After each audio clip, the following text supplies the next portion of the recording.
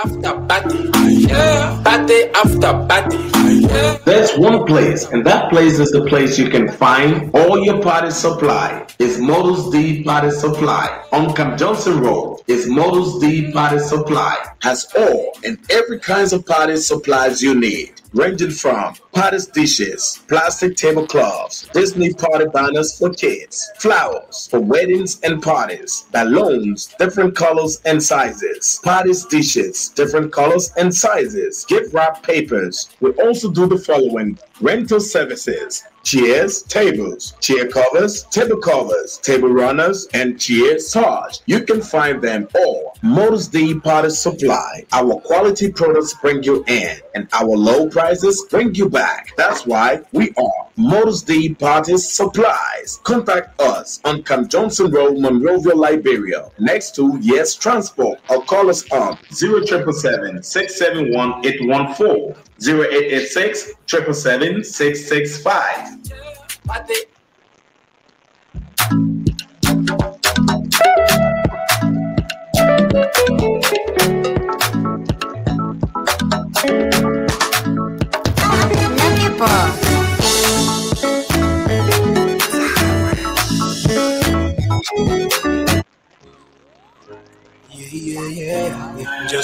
Makeup, they say, increases people's perception of a woman's likability, competence, and trustworthiness. That's why I introduce to you Major Millions Beauty and Market.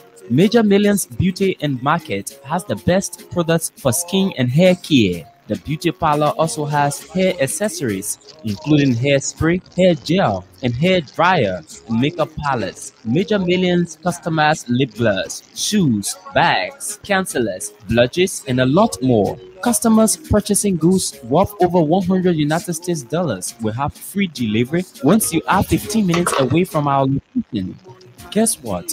Major Millions Beauty and Market has on sale some of your favorite Liberian dishes, including cassava leaves, potato greens, pepper soup, palm butter, palava sauce, and a host of other dishes. Locate us at 10th Chestnut Drive, Elton, Maryland, 21921. Or better still, call us on cell numbers 302-316-6813. or log onto our website www.majormillionsbeautysupply.com. Major Millions Beauty Supply. We move.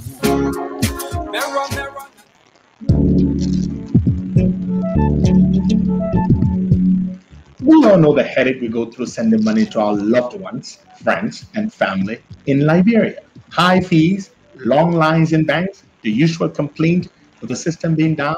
Such a waste of time and energy. That is why I'm very happy when I learned that SendWave is now in Liberia. So now I can send money anytime from anywhere directly from my smartphone to the MTN Lone Star Cell mobile money account of a loved one, friend, or family within seconds for just a tiny fee. So download SendWave now to your phone from your Apple Store or Google Play Store. Add your details, and don't worry, they are very safe and secure, and start sending money today. Don't forget to insert the promo code COSTA to get free $5 credit added to your first transfer. SendWave is secure, super fast, and by far the most affordable way to send money to Liberia. I'm Henry P. Costa and a very happy customer. Thank you.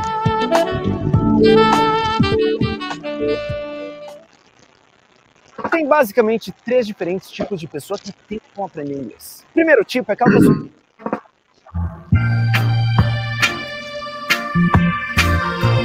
Hey, brother, morning. Good morning, Cos, and good morning to our many listeners, whom and ever. It's good to be here with you this morning. What's up with your lighting, though? It's kind of too bright over you like that. Is it okay now? I see lighting. My man, don't worry, I said to man. Yeah, before you get it twisted. But good to be here. Myself and you. We've not been here for a few days now. Tell us what's up in town. Is everybody listening to Mama Rita? The hottest track released by our prolific music producing president. People are not listening to Mama Rita. People are feeling disappointed about the song Mama Rita because they don't know the actual meaning of Mama Rita. Why was Mama Rita sung by our president? The main reason behind Mama Rita, they are not getting the message yet. So a lot of people are expressing disappointment with the high rates of. So you're trying to say when people get the message, then they will support the song or they will like the song? Is that what you're trying to say? Yeah, but Costa, if you like something or you understand something, you start to like it and support it. But if you don't know the actual meaning of anything, you don't understand what it really means, how will you support it? So a lot of people are expressing disappointment, but you can see all on social media. Well, some people say Mama Rita is a tribute song to Rita Marley. Rita Marley, I believe, is the wife of the late Bob Marley. Because from my understanding, she's not there yet. She's in coma. But it's a happy birthday song. Did you not listen to it? Okay, but I gotta drop the song. Drop the song, please. Do you have it? Yeah, just trying to get it. From what I hear, and I haven't listened to the whole song. It's a very stupid song, by the way, very stupid. But from the little I've heard of the song, the few bars I heard, it's actually it's a birthday song, okay? Yeah, that's what I've heard. So yeah, it's a birthday anyway, before we get to it, do you have any COVID numbers, any new data released by the government on the COVID crisis? Since the 19th, there haven't been any new numbers from the government, but the Dr. Kete on day before yesterday spoke to a local media platform. I'm trying to go there. What he said, I'm trying to get it quickly. Okay, let me go there quickly. Say, exciting news for Liberia as over 400 suspected COVID-19 patients tested negative.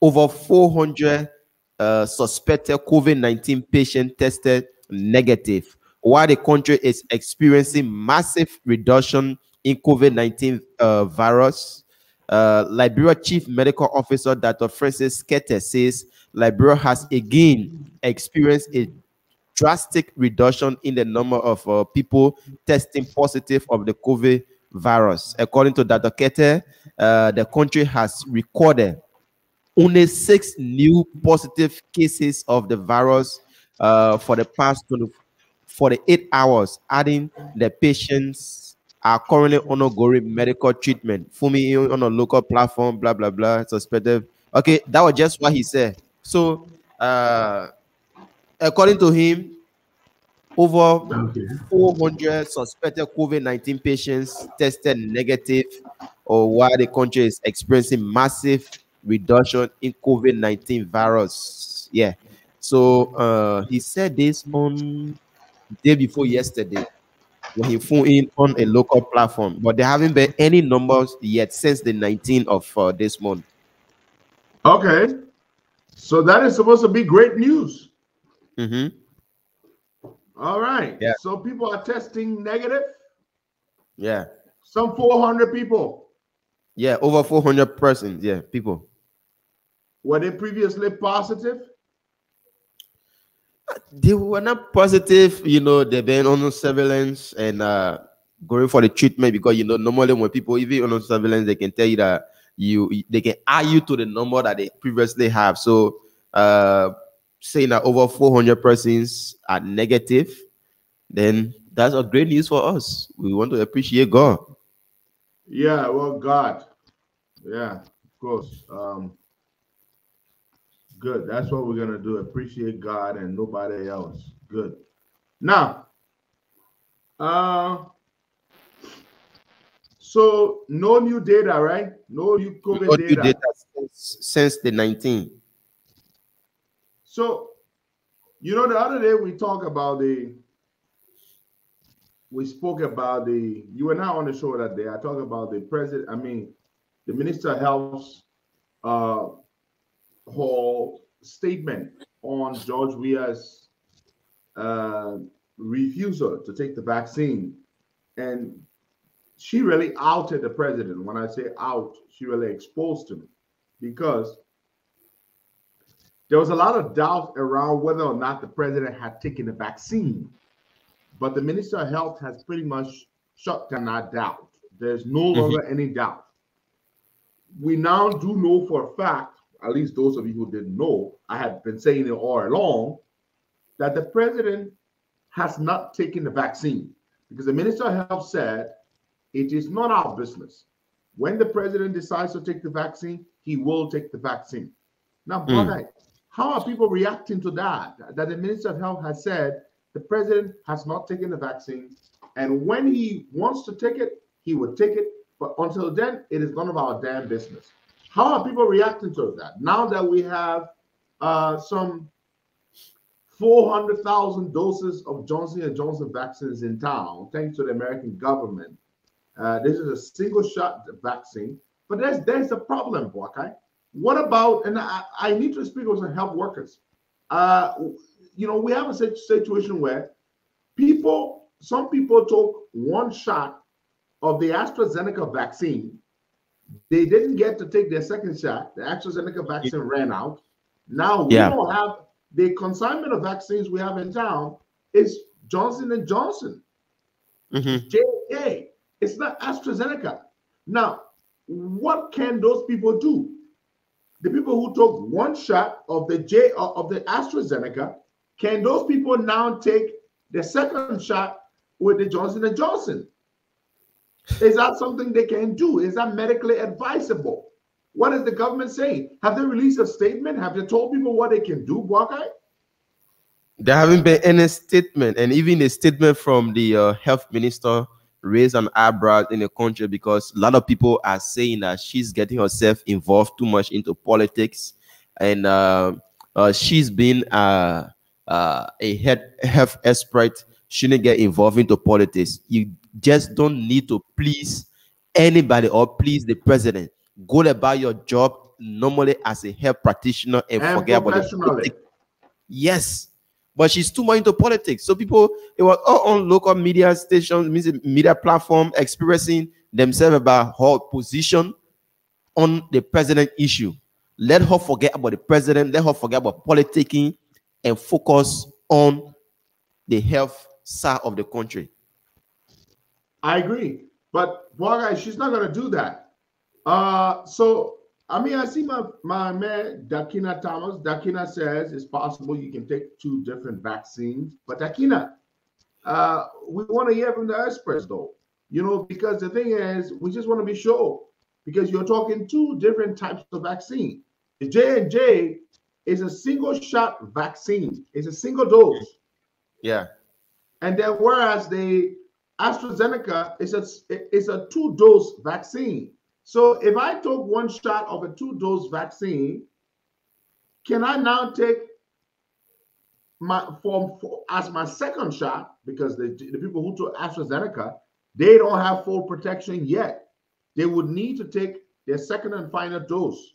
So can they take the Johnson & Johnson vaccine as a second shot? That is a question we need the health professionals, the people who are very well versed in this area, to tell us. It's a very interesting thing. We need to hear from them so we can know whether that's something that can be done.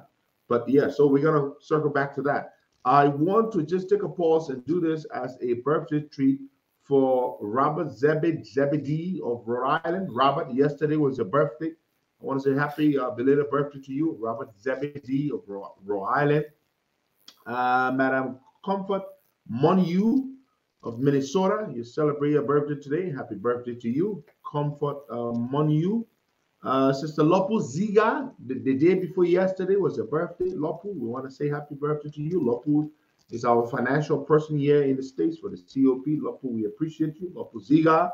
Brother Kokwe Bo celebrated his birthday yesterday. Happy birthday to you. Now, my Facebook page, my Facebook profile, which is the common Facebook account, that's what they call a profile, is blocked. I'm coming to you from my Facebook page. You know, there's the page and there's the profile. Now, it's a little tricky to explain it. Most people have the Facebook profile. That's the common page. You send your friends friend requests, and you and them are friends on there. You can post stuff on there. But then there's the page. The page is the one you can set up and the one you can do a lot of things from, but it doesn't work exactly like the ordinary profile. So what I'm using this morning is my Facebook page, not my profile. My profile has been blocked for a week. I've got 4 more days to go. Samuel 12 posted something stupid about me, and I replied, and he complained my post to Facebook. He said I was harassing him, and yeah. So Facebook basically took down that post. But why is it tuning and they my tuner off? Why are they off? We're checking it up now. I don't know why the person is saying that. Yes, let's George check, please. Yes, so when we are coming to you from my Facebook page, so you have to share the video. I can't even share this video. I can't. So you have to share it, please. Share it all over the place, because I've got a few more days to go, and then I'll be able to use my Facebook profile. Now, I just want to make sure the audio is crystal clear. Is it? Yeah, the audio is good here.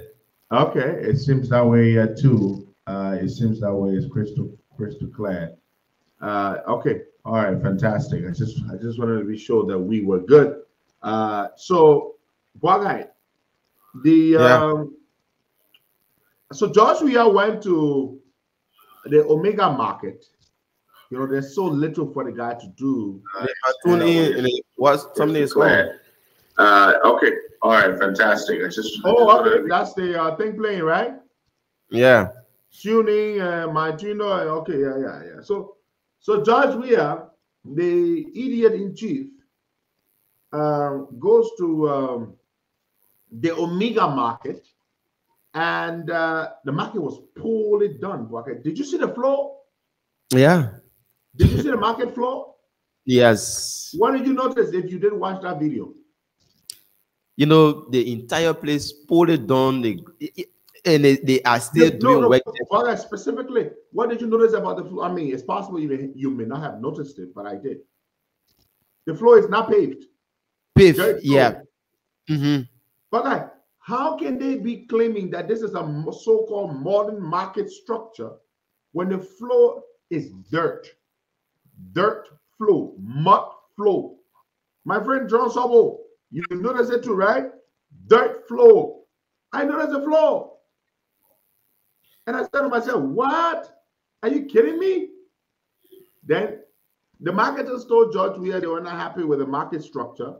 So then I saw a video from Nathaniel McGill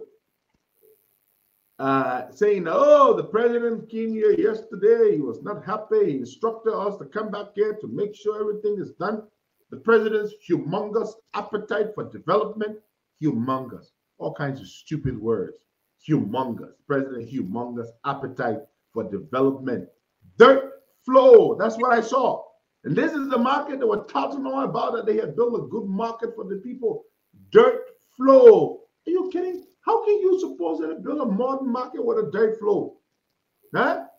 Something crazy. Are you kidding? I saw something, I was like, these people have no shame.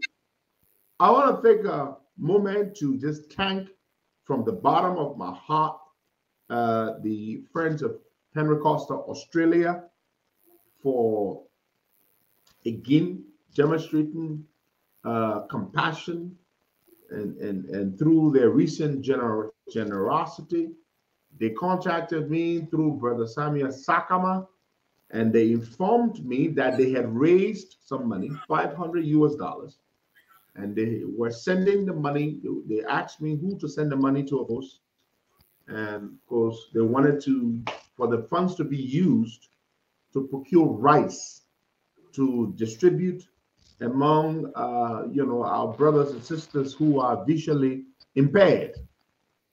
And so they went ahead and I told them to get in touch, of course, with our brother Noah Zhao Gibson, who himself is a friend of Costa and is a visually impaired person, and brother Mohammed Corner. So they got in touch with them. They remitted the funds, and I knew they would have done a great job, and they did. I want to thank the Friends of Costa for sending that money. The rice was bought, 25 bags of rice, and they went and distributed the rice to people who need them. And so we want to thank our people for always identifying with our people on the ground in Liberia, which is very, very good. Now, something big is going to happen in a day, perhaps before the end of today. Something is going to happen before the end of the day. That is my expectation based on what I was told yesterday. Something that will make us all very happy. It will be in the interest of justice for Liberians, for Liberia.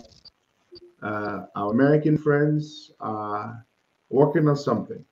So I want to assure you all, just remember this and say, oh, Costa says so.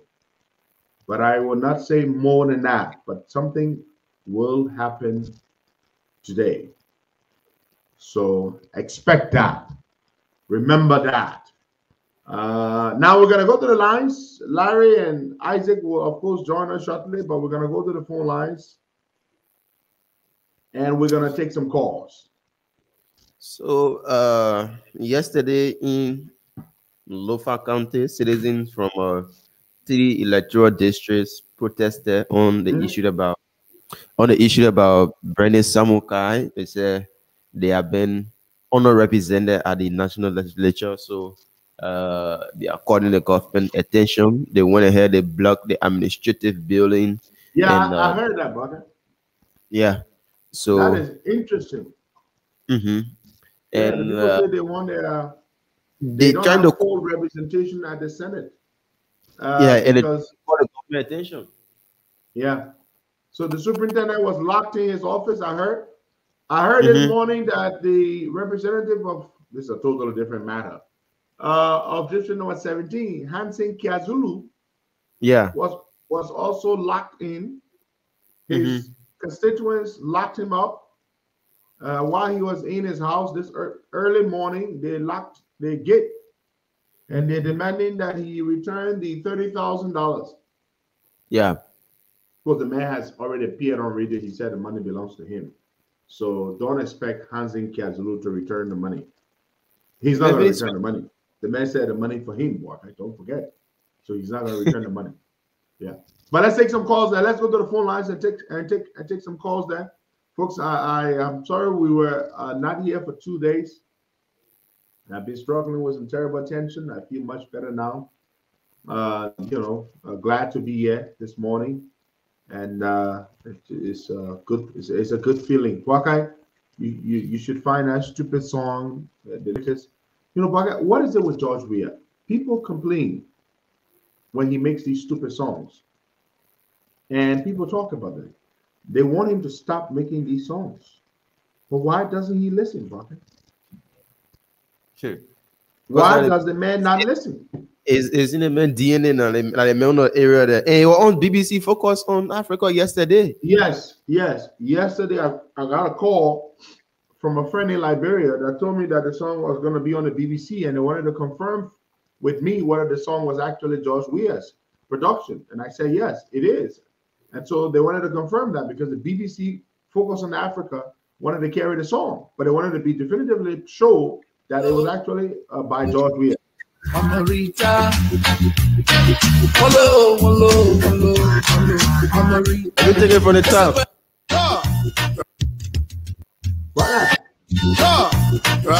Yeah. Doesn't that song sound like when somebody gets high and gets drunk and they go in the studio and just sing gibberish and then we play it? It has no coherence, it has no message. I can tune that.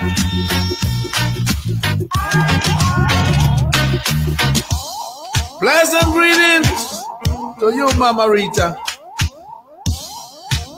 I wish you a happy and a glorious birthday. The one blow, ja, Rastafari. Hello, hello, hello, hello, Mama Rita. Wait, back. Hello. Yeah. You know, this it's just difficult to listen to. It has no beat, no real beat, no coherence.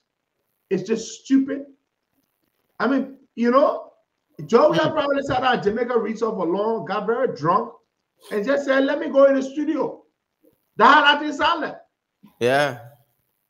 You know, so it's just irritating to the hearing. Waka. I beg you, don't play any more of that nonsense. But the point is, Waka, that our president, when we're dealing with a major COVID crisis, makes the BBC 5 o'clock news, right? Mm-hmm. Not for efforts he's making to fight COVID-19, but for a stupid, incoherent, silly discord of a song. Yeah. Are you freaking kidding me? This guy is gone completely nuts. I mean, there's just no way with this guy. Because what I hear is the thing, right? By now, Joey should know Liberians are irritated to hear him sing. For two reasons. He does not sing. He has an ugly voice. And it is stupid. And it is embarrassing to have our president making songs. It's just stupid. The other day, I went to Wells Fargo, one of the banks that I'm with. And the lady who served me, I want to make a bank transfer. There was a Ghanaian lady there. And the lady was talking about, oh man, when she realized I was Liberian, she just went off. Oh, Judge Weir, this woman did not hold back. She was just going on. And one of the first things she said, yeah, he keeps making songs. He's made several songs. I said, well, the man he almost has an album now. And the woman was like, oh my God, George is such a disappointment. We really thought George would do a little better because he's young and blah, blah, blah. I said, but he's building properties. This woman is Ghanaian. She lives in America, and she knows quite a lot about George Weir. And she was just going on. I couldn't get her to stop. So I guess the woman, she hasn't heard that George Weir has just dropped a new beat. So what do we have here? We have a footballing president, a musical president, and what else? An idiot president. Are you kidding me? This man makes songs. He goes into the studio. He makes these stupid songs. The people don't like it. The people get angry. He doesn't stop. He keeps making these stupid songs. And he's turning people off. But he doesn't give a damn. It's like the guy does not want to win the next election. People hate it when you make songs, George Weir. And you think I'm lying? We'll open the phone lines where you listen to people. People hate it when you make stupid songs, when you sing at all. You were not elected president to be making songs. Do your damn job. That is why you were elected, to lead, not to make songs. But the thing is, everything this guy didn't do, I mean, he's doing worse now as president than he did when he was political leader of the CDC. Did he make songs? No. When Joe was political leader, Buckeye? No. He did not make songs. The only time he made that song, that collaboration, was when, no, he did not make songs, period. He did not make songs as political leader. Because Costa, but then he never has Studio 14. No, he didn't have a studio, and he was so broke, I'm pretty sure he couldn't spare a couple $100 to go to a studio, to buy a studio, to pay for studio time. But now, all he has to do is drink Hennessy XO, and womanize, and so he has so much time on his hands that he can go into a studio at Jamaica Resort after getting high and getting drunk and make a song called One Low, Mama Rita. One low, one low, one low. What the hell is one low? One low. He's trying to say one love. Yeah. So one low, one low, one low. Mama Rita. This guy is a classified idiot. That's what he is. Let's go to the phone lines. Let's take some calls. You're listening to the Costa Show, watching us on Facebook and on our multiple other platforms. We're here this morning to do exactly what it is we do, bring you our perspectives on the issues as they unfold. This morning we're just venting about the continuing idiocy and nuisance of a president that we have. It's just terribly embarrassing. My man, the BBC, the 5 o'clock news, talking about making a new song. Jesus Christ, what a disgrace! I was under my studio equipment because they took our recording studio equipment, right? Like they carried those studio When they photos. looted our station, we had just built a brand new recording studio. All of our equipment we had. Abaga, you remember which brand? Apple. Apple, yeah. I say all the brand new recording studio we sell. We even brought some artists. We even invited what's his name? CIC. CRC, KCW.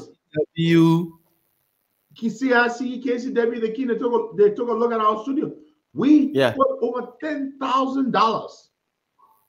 We got $10,000, over $20,000 into recording studio equipment. We built a brand new recording studio with sophisticated pieces of equipment, and we brought all our equipment from America. We didn't buy one piece of equipment from Liberia.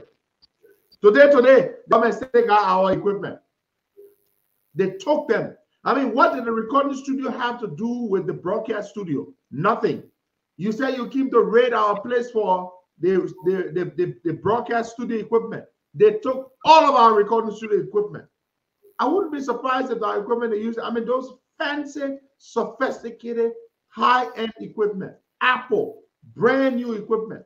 I wouldn't be surprised if our equipment are the ones they use to set up George Weah's studio. Because Apple, Mac, I mean, they're the best recording studio equipment anywhere in the world. The best for a recording studio. And what a terrible shame. They took them. And they have them. And probably that's what we are using. That's why they don't want to give us our equipment back. We've been going after them since October of 2019. They shut us down. We've been asking them, give us our equipment back. Give us our equipment. They refuse. I mean, the government is just so bad. They refuse. They don't want to give our equipment back. Let's go to the lines, Baga. Let's take some calls there. Okay, 0770-102-102, 0886-010383, 0555-102-102. The WhatsApp number is +231 888 624171, +231 888 624171 are the numbers that you can call me on this morning. And I want to do this, Boakai. I want to thank the Maryland chapter of the COP led by Mr. Thomas Ansumana. They made a second round of donation, 1,000 masks produced locally and distributed. Mr. Ansumana, I want to say thank you so much to you and your chapter.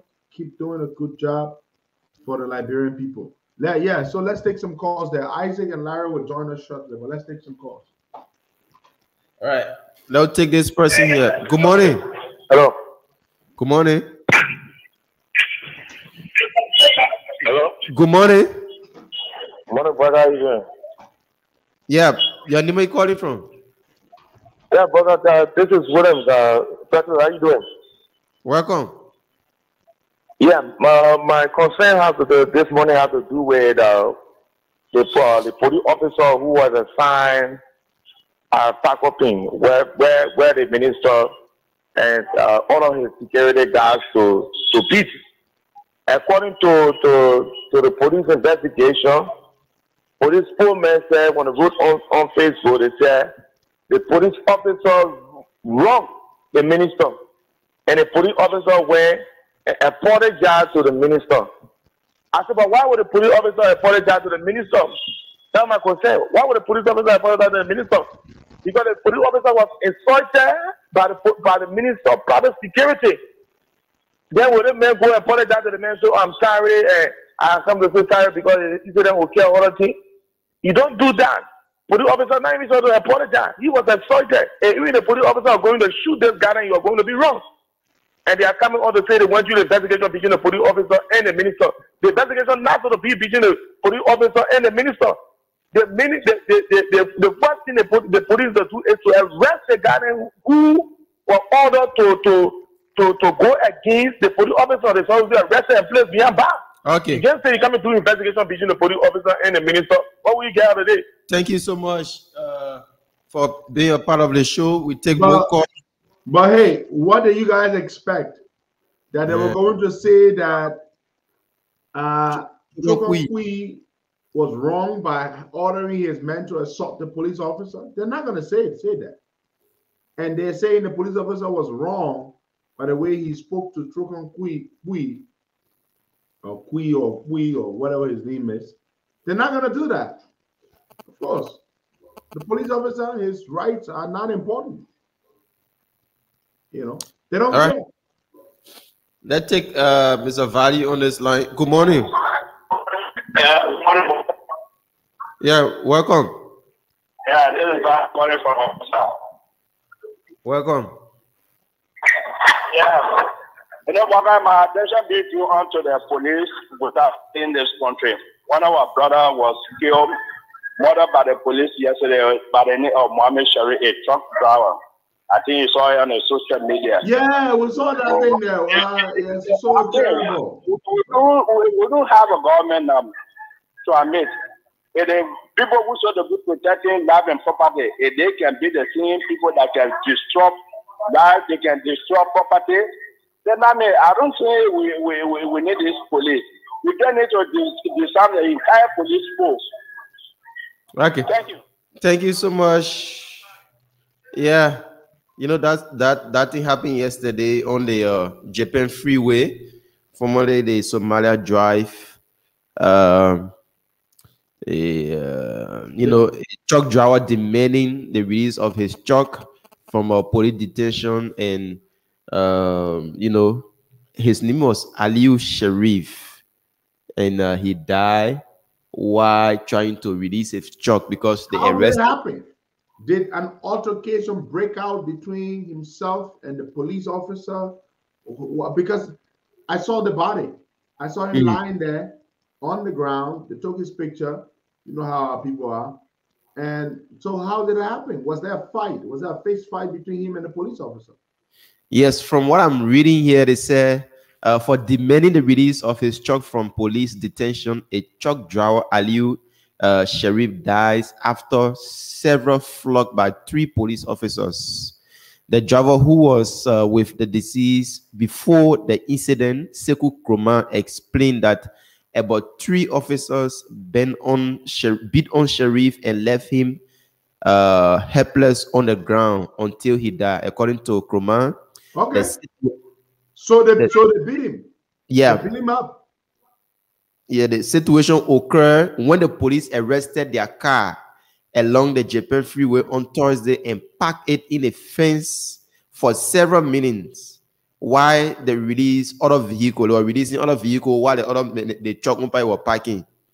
So the situation, when the guy went there now demanding that his truck should be released and they asked him for money and he said he will not give him money, that was when, you know, forcefully he said to him trying to take his truck. That was when they jumped on him and that thing happened. And they got, you know, human beings just passing the country number. But I heard that these police officers were in a constant habit of harassing this particular guy for money, and they say he said that day he was not going to give them money. And I mean, that's what happened yesterday. And who knows what may happen today again on a some other job, because yesterday the guy started protesting. It was the police have to go in and start shooting tear gas from here and there on people school campus. You know, a lot of things happened there yesterday. You know, the Somalia Drive. You know, the people there, they don't even say back off from things easily. Wow. Yeah. Let's take some more Yeah. calls there. Very sad. Very, very sad. Man lost his life just like that. Very sad. Unfortunate. We hope they will take action against the police officers involved. But then again, I don't expect that. Let's take some calls. All right. So the phone lines are open. 0770102 0886 010383 555 102 102. Let's take Pangomo Camera. Pangomo, good morning. Hello, good morning. Morning, brother. Okay. Morning. Okay. Morning, Costa, morning of my builder Victor. I'm Gomo M. Kamara.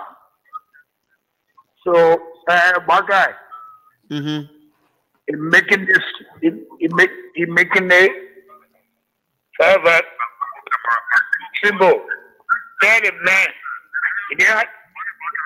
it don't happen that way. It didn't happen that way. They mean it to kill the man. They always do it.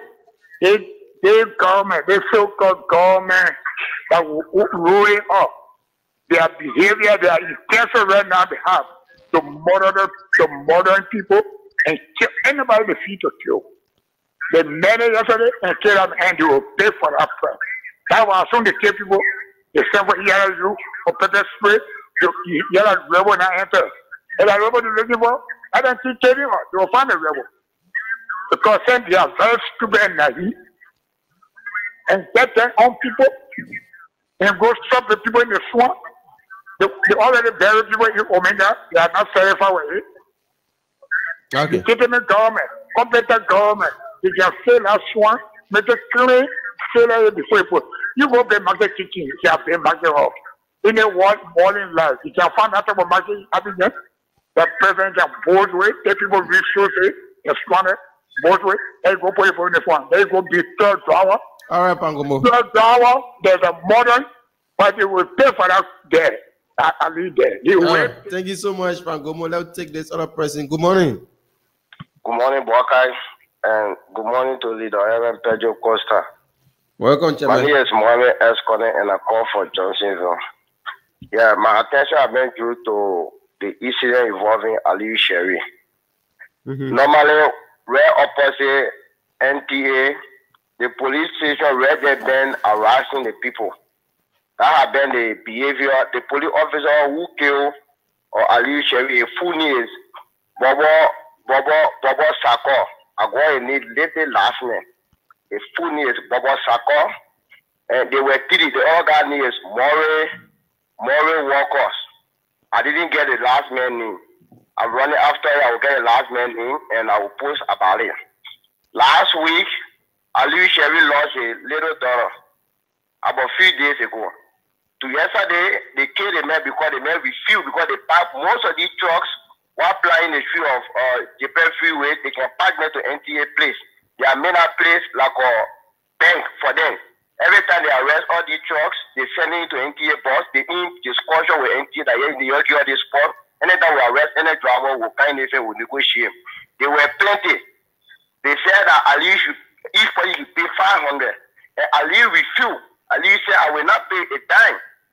So Aliyu demanded that you should leave, he will leave. Because all Aliyu document was okay on the car. But because they have become habituous in criminality, they decided to be stealing from the people, harassing the people on the street. Because normally, that's the meal of their survivability these days. They are right peaceful or citizens to demand the driver to get them money. So everybody pay, Aliyu said, he can't pay. He said, he can't pay the $500. So the go vex, Maurice Sako joined the man. Then Bobo Sako came in and joined the man. But how they beat the man, they killed him.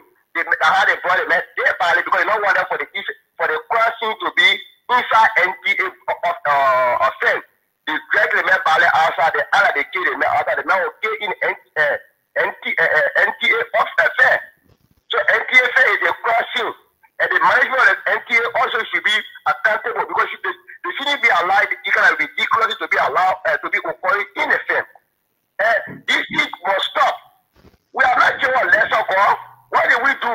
That our own police, that we pay our own tax, they will be killing people. Thank you. The brutality is wrong. Thank you. So the money, I will be there because because last night they were talking to the family member. They tried to compromise it. I was on the line with one of my police associates. They told me that they in discussion with the family member. They want to compromise the case. Okay. The family want Thank to you. The family want to action against them. So we will make sure that the case will not be compromised because they want to sweep it under the carpet and we just say that happy. All right. Thank you so much, Chairman Isaac, Mohammed. Larry, good morning, guys. Welcome. Good morning. Good morning, Henry. Good morning. Long time. Good morning to the audience. Wake up. Good morning. And my own man, Larry. What's up? Yeah, good morning. Good morning. You guys can hear me loud and clear? Yes. Yes. Great. Hey, good morning, Pedro. How you feeling? I know you wasn't feeling too well the other day. How you feeling today? Well, I'm trying. Larry, where you coming from with you wasn't, man? Come on. Yeah. You heard the other cantankerous character. Yeah, say it again. The story about the police officer that we were just talking Oh, about. yeah. Let me let Isaac touch on that. No, go ahead, because I just heard what people have been saying. I'm not is that the incident with the police officer killing a guy? Yeah. Yeah. The truck driver. Right. Is a truck driver, is he connected with the MTA at all? No, he's a regular truck driver, commercial truck driver. They have a way where they bring them into the compound, according to Mohammed Corner, our youth chair, and they try to, extort some money from them. But what is the value of life in our society? It's nothing. I mean, you fight with a man for $500 and the man died for not giving you $500. Now, what's the value of $500 today? $2 US, $3 US? Yeah, $2. Are you kidding? Yeah, 170, 175, 175, at 350. Are you kidding? Is less than $3. Yeah, that's what a man is dead for. So we don't really value life in our society. No, guys. The reason is simple. The reason life has no value in Liberia is simple, guys. We saw 250,000 people get slaughtered, maimed, pregnant women disemboweled, the fetuses removed, heads decapitated and used as drinking cups, human entrails pulled out, and they use them as they rope across checkpoints. For checkpoints. And today, those very same people who did all of those things are legislators, government officials, and one of them the mother of them all became the president. So guys, you can't value human life when all those people died and nobody accounted for any of that. That's what happened. Human life is worth nothing in our country. 4 auditors get brutally murdered. I mean, we have come to a place where people are just insensitive and hardened. Yeah. Even when their own relatives pass, it's just a hustle. I wonder how much I can get from people. But you hear what the man said? Their family trying to see how they can get money from the government. Yes. They kill their relative, that money better to think about first. My man. Well, the society is numb. Very numb, very insensitive to, but you see, what life should be. You see, and this is the issue why when you go to the U.S. State Department travel website, they say do not travel to Liberia because of the security risk. Because if something happened to you in that country, there's very little chance of you getting the kind of help you need. You go to the UK government's website, they say do not travel to Liberia. Not only because of COVID, because right now, because of COVID-19, there are 2 countries in the region. It's mainly Liberia and Sierra Leone, because Ghana is at a level 1, Liberia is at a level 4. They're saying do not travel there at all, not only because of COVID-19, but because of the security risk. And they tell Americans, do not go outside at night. How can you try to promote tourism in a country where you have situations like this happening with no investigation, no way to bring justice to people. People see these things before they travel to certain countries. They do their research. They do their research. And tourism is one of the, I mean, 1 out of every 9 jobs out there created in tourism. You can't build a tourism sector if you don't have this thing done. You know, we know police officers around the world, you know, Liberia is no exception, but at least in some of those other countries, there are these guys to book, you know. And this whole thing about justifying putting a price tag on life. Yeah, there are countries that have put a price tag on life to compensate families. But in Liberia, what compensation are you gonna receive for losing a loved one? You know, so I mean, the rule of law is one of the most important things that we need. If we don't establish, and you know something, Costa, you touched on a key point. When you have people who fought in a war and no one pays for war crimes, it kind of emboldens people. It makes people say, okay, I can do this stuff and get away with it. When you have people committing broad daylight corruption, no one is put on trial, no one is arrested for that. It emboldens other people to say, look, man, I can do this. I can pull over a truck driver. I can do this. I can perform broad daylight corrupt acts. Nothing will happen whatsoever. So I think that's one of the key underlying factor as to why it is that we are where we are, you know, because the rule of law is kind of second to everything else. People don't take it serious, you know.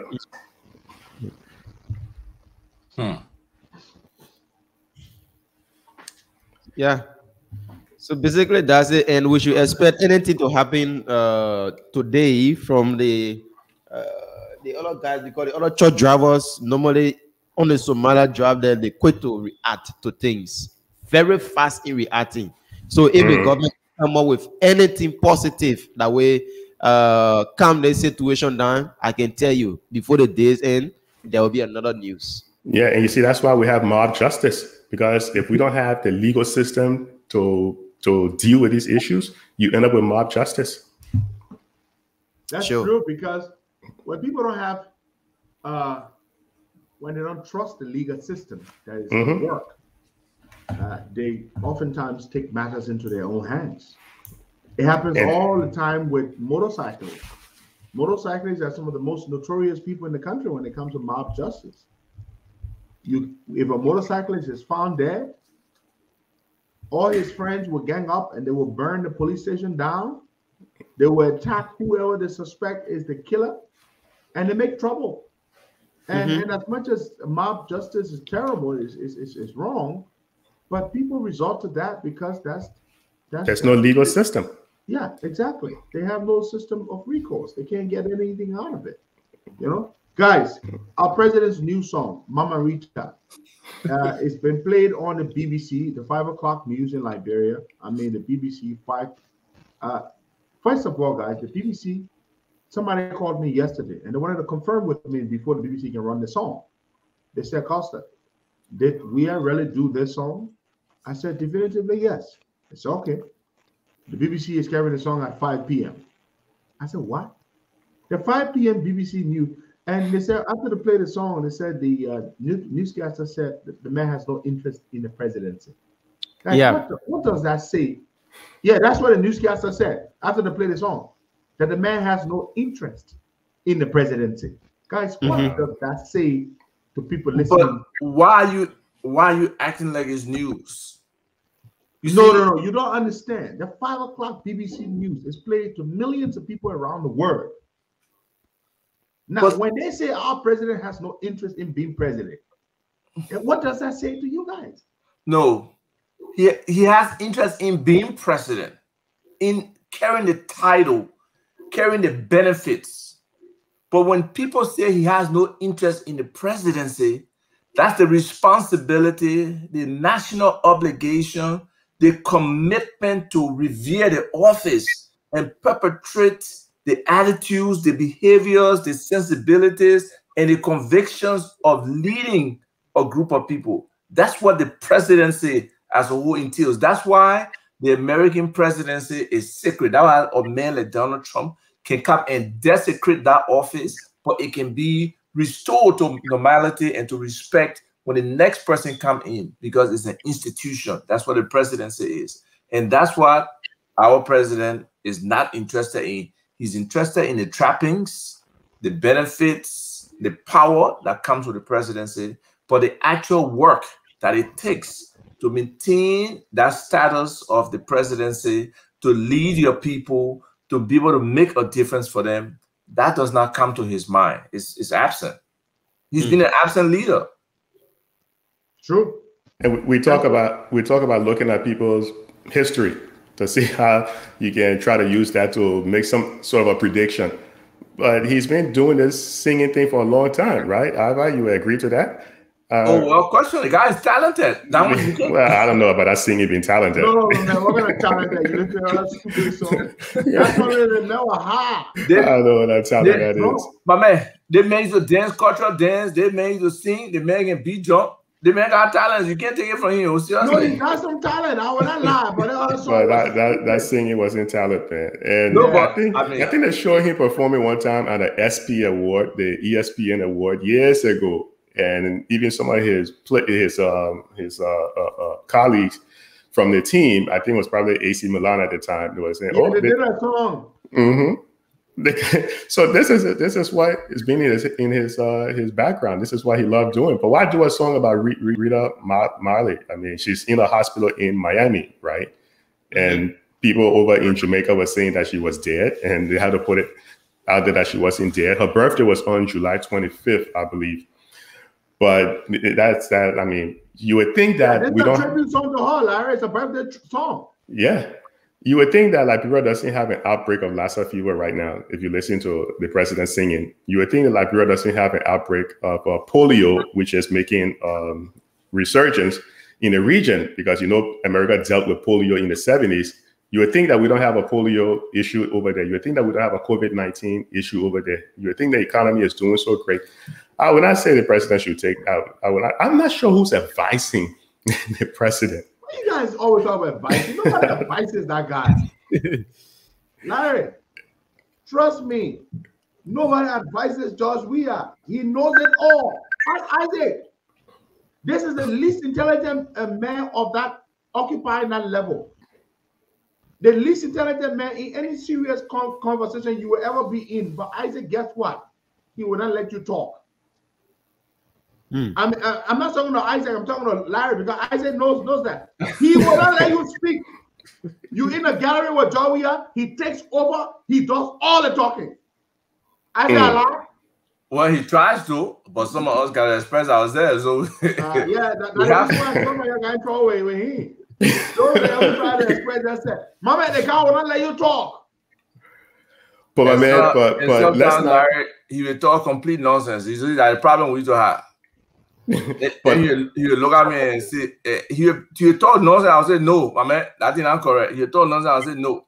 Then he will look at me after some time and say, but Abba, I said, one day I go to the guy's house. The guy look at me for long. The guy said, Da Costa. He used to call me Da Costa. He said, Da Costa. My man, Da Costa. Da Costa. He can't pronounce the whole thing. He said, Da Costa. He said, Da Costa. My man, we went to a prayer 1 hour on oil block. So we get CDC oil block. Okay, this was around the time they were about to give out Block 13 to ExxonMobil. So we are telling me that CDC, as the second largest political party in the country, we need our own oil. Second largest, say the largest. Yeah. At the time now. So I told you, I said, but Ambassador, they don't get oil blocks to political parties. I said, my man, they don't get oil blocks. I said, but if they get you oil blocks, Liberty Party will say they want some, other people say they want some. I said, they don't do that. He said, my man. I said, okay, even if they get oil block, where will get the money from to develop the oil block? He said, we're going to invest up. This is the man telling me that he will go to Ellen Johnson Sirleaf and ask for an oil block for the CDC. Because he actually did. Because I was serious discussion, especially. You had a conversation? Not me and him, but George Solo. You know, George Solo used to channel Joe. Yeah. I want George Solo. So guys, so that nonsense Joe told me that day he actually went forward. I believe they went forward asking for all black. I'm serious. But man, you know, I guess maybe when you get to a certain point, you just think you're entitled, you know, like it's just supposed to happen for you. Yeah. And maybe he reached to that point in the Liberian, like anything Liberian, because right now I think he think the National Bank or Piggy Bank or all the businesses, all the government corporations that his business or so from everything I'm hearing. But that's what a lot of African presidents do. All the women there for you. You know, just like I said it the other day, he said when you president, Jeffrey said everything for you in the country, including all the pound women. That's nonsense. But my man, let's not lose focus. Let's not lose focus. Yeah. This is a guy, Larry, on a serious note, is telling you, this is a guy who wants to be president.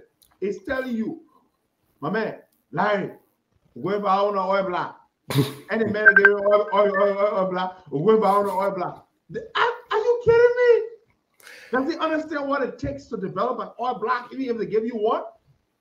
It's about flipping. Wow. I mean, if scrap dealer can't get a whole mountain and other things like that, so maybe Joey Affair he could get wherever he want to and flip it.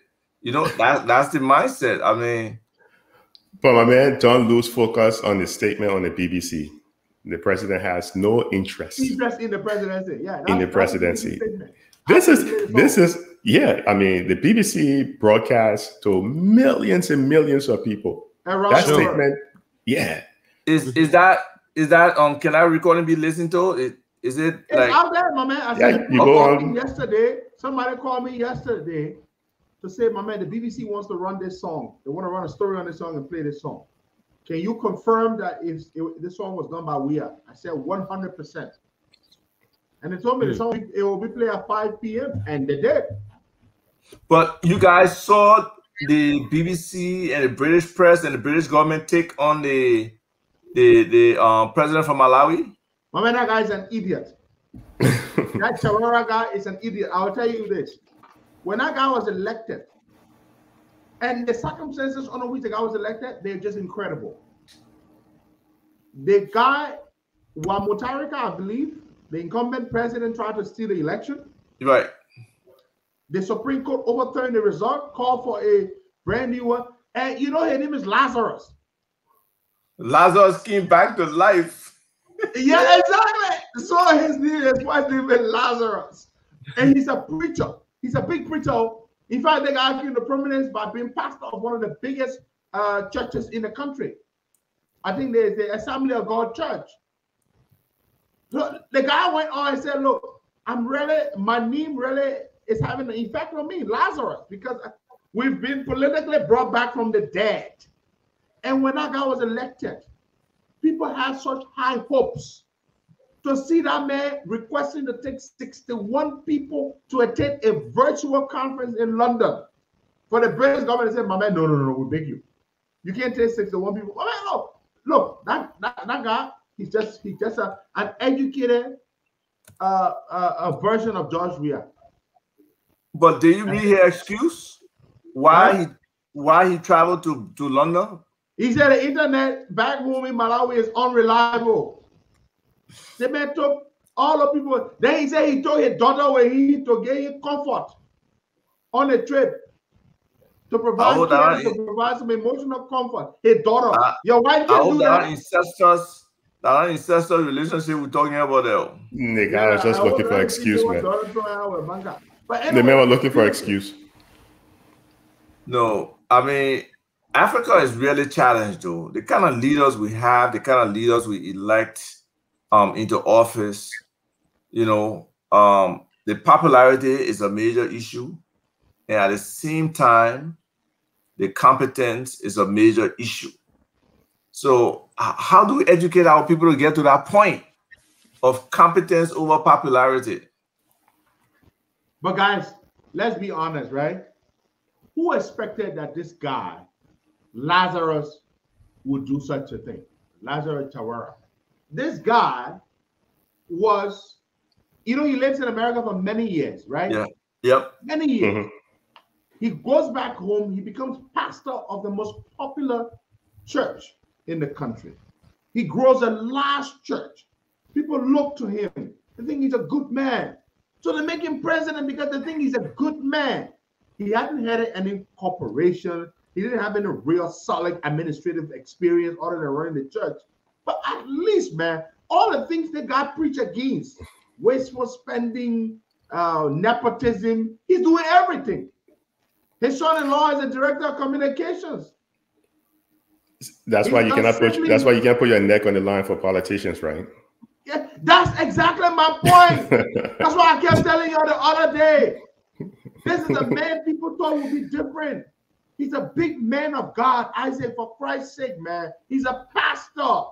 Then he got out that American series in Marvel. Oh, you hear the man speaking? You know he's speaking? Yeah. I've heard some bites. Yeah, my man, God sounds like one American Baptist preacher. He's good. The man is a performer. He's good. He's a performer. So the people, he swept the people off their feet and said, "Target, they gotta be different." Oh. Yeah, the man a pastor. He got the biggest congregation in the country. You know, all these different churches put it together and made him, you know, head of the church, and he's gonna be a better person. They put him there now. He ain't even said last 2 years. Lazarus, yeah, Danny. Yeah, Lazarus. But the guy, he talked the talk, but now he cannot walk the walk. That's what it comes down to, and that's what happened with a lot of African politicians.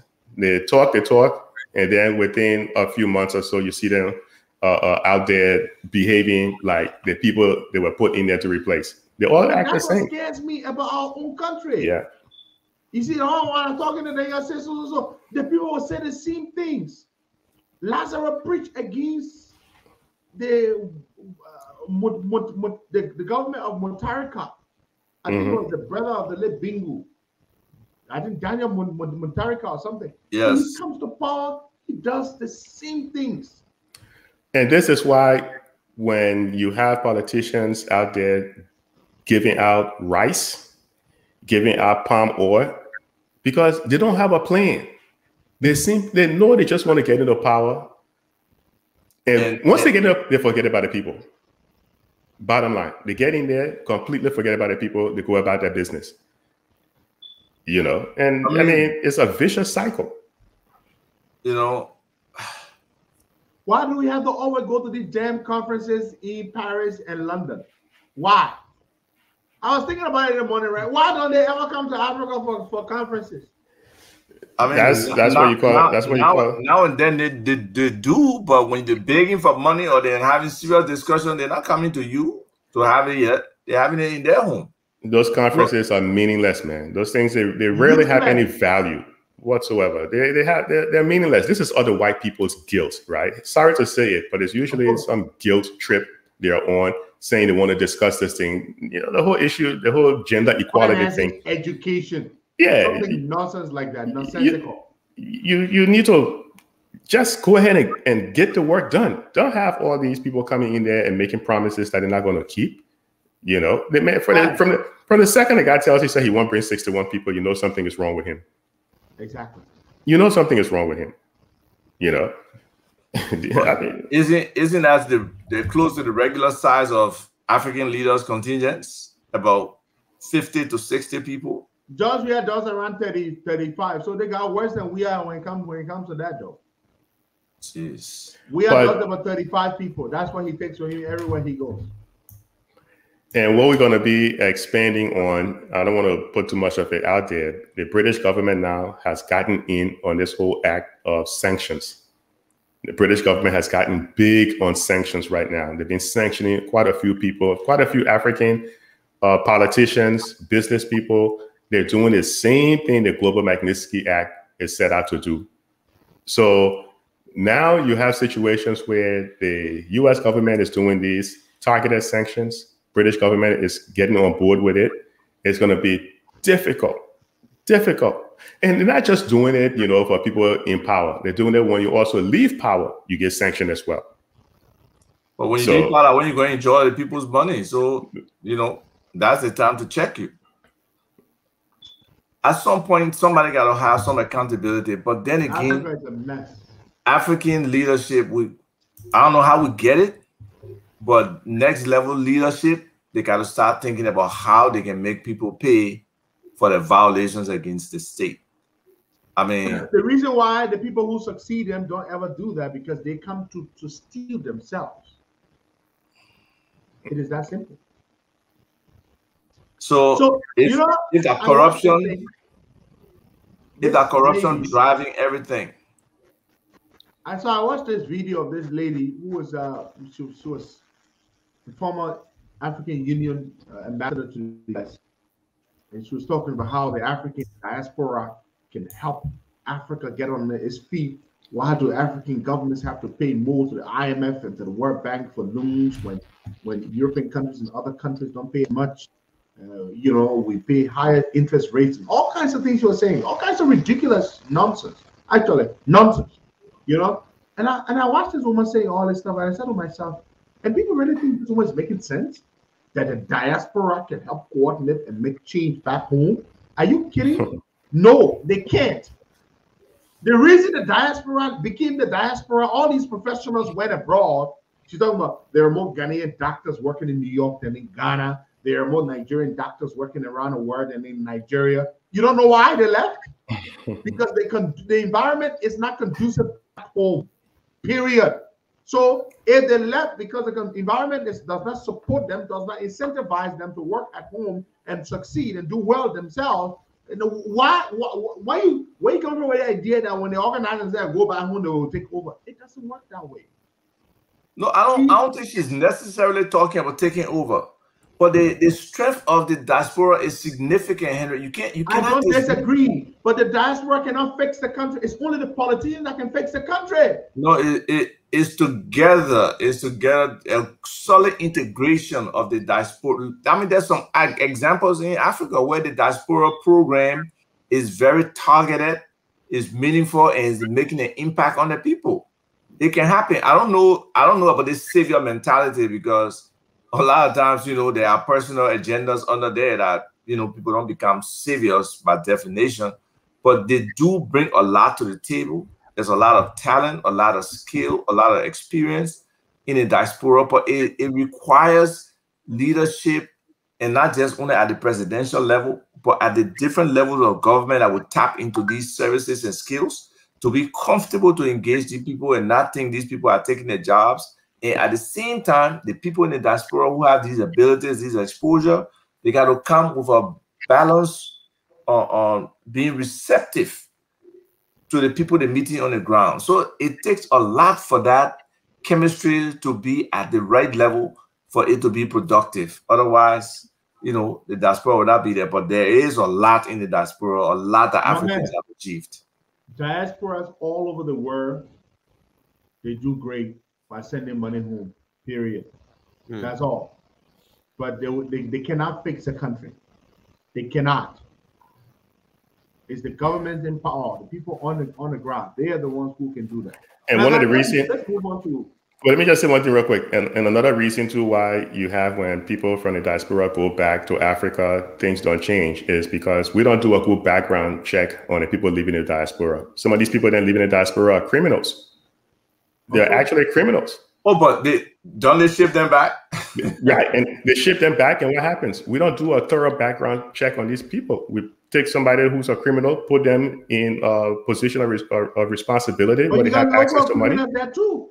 Yeah, you have local criminals. The foreign criminals or the diaspora one. And that's why nothing changes. People sometimes are surprised when somebody from the diaspora goes back home and they start committing, you know, grand theft, you know, larceny, or because some of these people are criminals. Some of them, I give it to a lot of people who are doing their best. Not, you can't cast, so I'm not going to, you know, categorically just say everybody. Like I said, some of them are criminals and some of them are they're incompetent.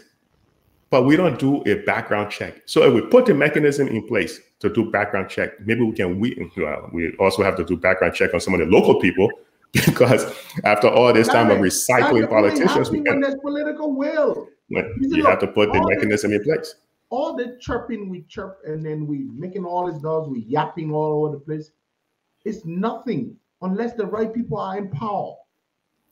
Guys, has any one of you really sat down to watch and what a video or read up on what Magafuli did in a short period of time he was in office? Has anybody done that? I haven't watched a video, but I follow him enough. That guy, you know. My man, the things that guy did, Larry, that guy refused to take a cent from the IMF and the World Bank. He did not. And he set Tanzania on its way to becoming a middle-income country. In fact, what did I declare? I believe the word. They reached middle-income status. They were declared a middle-income country in 4 years on his watch without a loan. The Chinese offered him, I think they said $10 billion for their copper mines. He refused to take the Chinese money. How did that guy do that, guys? He took up 15,000 ghost names from the payroll, government payroll. He did all kinds of incredible things. The real problem of Africa is the right leaders. And people, and this is, I wrote an article about not taking loans from the IMF, because when you take loans from the IMF, they can dictate to you what you need to do. And this is why this government is struggling, because that loan from the IMF, they were forced into this whole harmonization thing. And that harmonization is what caused the Montserrat accounting. Structural Adjustment Program, the famous SAP. Exactly. Well, so, I don't know if it's just harmonization that caused Montserrat County. There were a lot of other factors as well. A lot of other things. Yeah. But that was one of it, because the IMF puts you in this program where you are stuck. And I think the timing exacerbated the impact, but I think that was already coming towards this government, you know, but it just put the nail in the coffin in terms of that particular election. And if you don't have a strategy to rebuild your economy, this is what's going to happen. You're going to just look at Liberia over the past 3.5 years or so. The amount of debt we're taking on is very high. The recast budget right now, the government is looking to spend around 30-something million in that recast budget. The budget running from, July 1st to the end of the year. A major portion of that money is coming from— You said 30 or it's like 300, you said 30? No, the percentage of the budget that goes to education. Right. About 30-something percent goes to education. A major portion of that money is from loans and grants.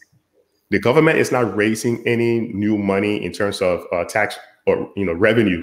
They cannot keep up with the expenditures. In the first quarter of this year, from January to the end of March, they had a deficit. They spend more money than they actually took in. Because when they do these budgets, they put in these budgets grants and loans, and some of those grants do not come through. So they end up with a deficit. So, I see the praises and all these things for the president. Yeah, sure. But let's see the actual numbers. Let's see the actual numbers. They're talking about inflation. They're saying, they brought inflation down from 30% to single digits. Well, are you talking about headline inflation, or are you looking at the core inflation? Because they're playing games. And this is why people, if you don't understand what's going on, they can always dupe you. People are saying, the finance minister is doing great. But what are you looking at? Let the people look at their own lives and prices that exist. Yeah, but people don't understand these things. So they will simply accept anything that is thrown to them because they don't understand what is actually going on. Compare any basket of goods 6 months ago to 6 months today and see what the price level is. Did the crawfish increase? Did the soap increase? Did the toothpaste increase? Did the transportation increase?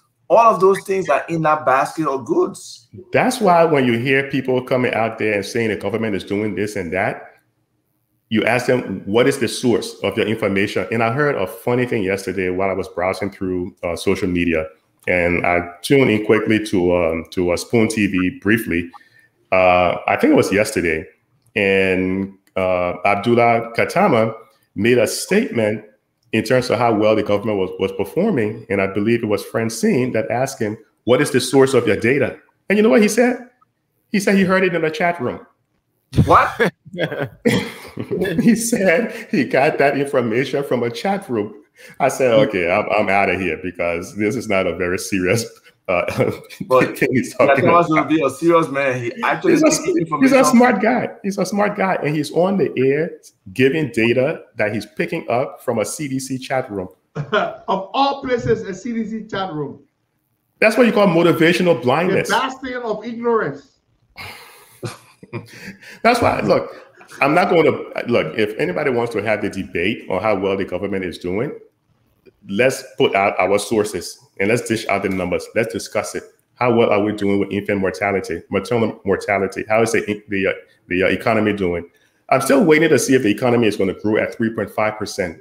Because this is what the IMF projected, and they got to reset that number. How can this economy grow? We make an adjustment. They normally do that. We're going to see, because the finance minister put his neck on the line that the economy is going to grow at 3.5%, 3.6%. So I'm waiting to see. And be chanting "Bahu, you strong to Jawia." That's what's going to make it grow, right? Increasing the budget by 3.5, 3.6% does not increase the economy like that. So, well, yeah. He's talking overall performance, and all the people need to do is just take a step back and say, look, listen, 3.5 years or 4 years ago, am I better off today than I was 4 years ago? And I heard Costa earlier talking about the market and looking at the floor. I think he was probably talking about the floor was dirt. It was mud floor. It was mud floor. The Omega market. Yeah. So just take a step back. Are you better off today than you were 4 years ago? Of course not. Now, yeah. And we know Ellen was not the greatest of all time. She talked the talk, but she did not walk the walk as well. But we expected so much better. And I don't know, so there are people out there who are optimistic that the government would make some smart changes, but I'm not very optimistic that's going to happen at all.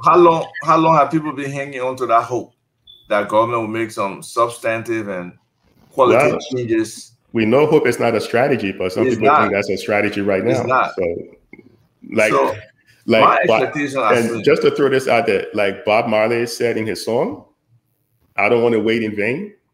Well, they will be waiting in vain for a long time. I like that song. The man said the people, his supporters are saying that the people still love the president. His appearance yesterday in the market. People started saying 12 year, all the type of thing, and so probably he's still very deceptive, and that's one thing I've noticed about them. They will pretend they don't like you. You come around, they will cheer you on. I mean, why are we like that? Costa, I think people did a look at sometimes the optics and draw the wrong conclusion, because I think about this. Let's say God forbid there's an accident. He goes to one leg community where the building one leg cheap road, and the people like, Mr. President, we love you, we love you. Then when you go when they go in there, he can see the vote. But Pedro, did I take a look at the crowd and think that's support or love? Because Boyka, for example, if there's unfortunately an accident on Robert Field Highway, won't a lot of people gather around? Does that mean that people support the accident?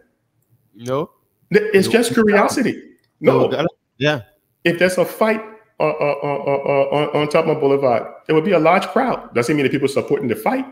No. People are just curious. They want to see what's going on. What's all this noise? John lives for that thing. And you know where he took the whole crowd thing from? From his football days. When he would score a goal or make a good play and people would cheer for him, he loves the crowd. And another thing about him, because he's such a dim-witted idiot, so he likes the crowd because he always seeks validation. No, but we all question.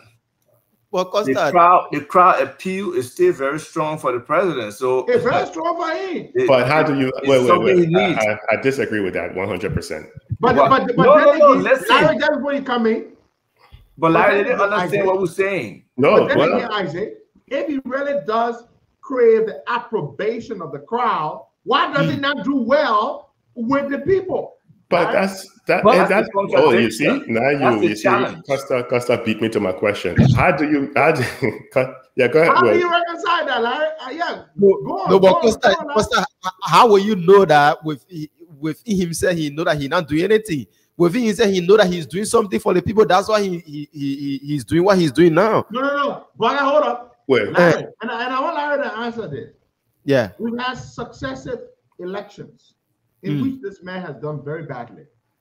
That is clear enough message. No, that the people... Henry, the delusional aspect say it was not me. It was but he agreed with you. Not on the ballot. Okay, but what about the aspect that he used to hold those people's hands and they would get elected easily, but now it no longer works? What does that tell him, Larry? Here's the thing. Is anyone doing a popularity survey out in our country to have hard numbers to say the president is popular? How are they drawing this conclusion that the president is popular? No, but Larry, who's saying it? Is the people who want to fool the president. Exactly. The president is popular. But you just mentioned a few minutes ago. No. Both of you just mentioned a few minutes ago that this president is popular, and that's when I say I disagree with you. No, I never said he's popular. That was not what I said. No, that's not what Isaac said. What did you say? And that's why you misunderstood me. I say he still thinks that the people who surround him inflate him with that idea that he is still the most popular individual around, and maybe just by numbers he may be, but there are people who still like we are, but there are people who can never vote for him in our like group because they know he's not doing right for the country. In your opinion, when you take a look at these crowds out there, in your opinion, do you think he is popular? Hell no. He still has some popularity. The thing is, but nowhere near what it was. Very, very far from that. Very far from that. And then the borderline. Wait, hold up, Isaac. Wait, hold up. If we were in court, I would simply tell the judge, will you direct the witness to answer the question? Because here's the question again, in case you missed it. In your opinion, do you believe the president is popular? But what's the definition of a popular, Larry? He still is a popular. Larry, hold on 1 second. Do you believe any basketball player is popular? Yes. What is the level of, let's say, or Damian Lillard, who's like nearly a superstar with LeBron James? Let me define it. Right now, Henry Costa is popular because he has nearly 100,000 followers on social media. When you take the population as a whole, Henry Costa probably has he's one of the most followed. 144,000 people. Well, I stand corrected. Okay. So maybe that's the definition. Following him. What does that mean? So that's the definition. Well, let me answer the question. Taking it into context. Henry Costa, I would say, is popular because of the number of people following him, right? Looking at the number of people who are on social media. So that's the definition of popularity. Looking at the number of people in the country, and of course, we haven't taken the census, which is another story. But looking at the number of people in the country right now, what percentage of the people do you think will consider the president to be likable or popular or someone who's on media? Well, let me not throw likable out there because I don't want to mix up. Around 30%. Right. 30%, 25% of the. Listen, there were a whole bunch of people not in Georgia, 30 to 35% that would be guaranteed for him. There will still be that group, regardless of what he does, that will vote for him. Yeah, I agree. They will not change, Larry. But that other 15% that were willing to give him the benefit of the doubt, they are the ones who are not there. They're gone. They're gone. I agree. Now, guys, this is why this is why I said they don't have sense. CDC did not elect we as president. CDC talking to the bridge and other Liberians who are not citizens crossing over the bridge. Those Liberians are the ones that CDC should be concerned about keeping, but they've lost them already. They're gone. But isn't that what Moba Molu was in America? He doesn't realize it. CDC cannot make Georgia president of Liberia. They're just about 25% of the voting bloc. That Daha 25%, a good chunk of which he's lost. I'm sure you guys will agree. There are many people who are citizens. Oh, there's some Daha who not without anymore. Yeah, exactly. So for Georgia to win, he needs to attract another. Let's say Georgia still got around 30%. Let's give him 30%. Let's assume Georgia has not lost any of his support base. He still has his 30%, which is always enjoyed. He will need an additional 20% of the voting bloc to win. Guys, where do you think he will take that 20% from? From the central bank. From the central bank. I want from the central bank. I want to come in. Yeah, Boga, what do you think you'll take the 20% from to win? Yeah, for me, I believe he still have a chance in winning because the opposition are yet to put their act together. Hey, man, I have a belief. Yes. Hey, Boga, hold on. We're talking about numbers. I beg you, Baka. We're sticking with the number, the data. Jawia has about 25-30% of the voting base. Let's say he keeps the entire thing. The likes of Lolai Kamara who left, the likes of Pokara who left, the likes of Momo Johnson who left, the likes of Ashraf Atuba who left. Let's say they all are still with him. Let's pretend that they did not leave. He still has 30%. He would need 20% more to win. Where will he get it from, Baka? He can get it. For Jawia? You said?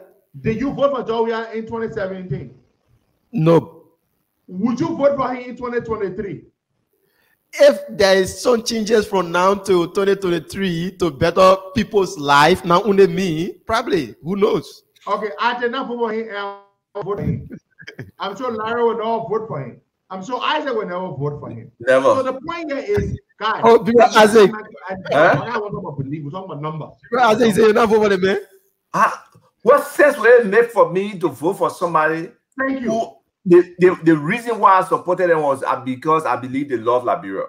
They wanted to make a difference. That was my belief. It was not incompetence. And they have proven beyond. And he had proven without any total unreasonable doubt beyond that.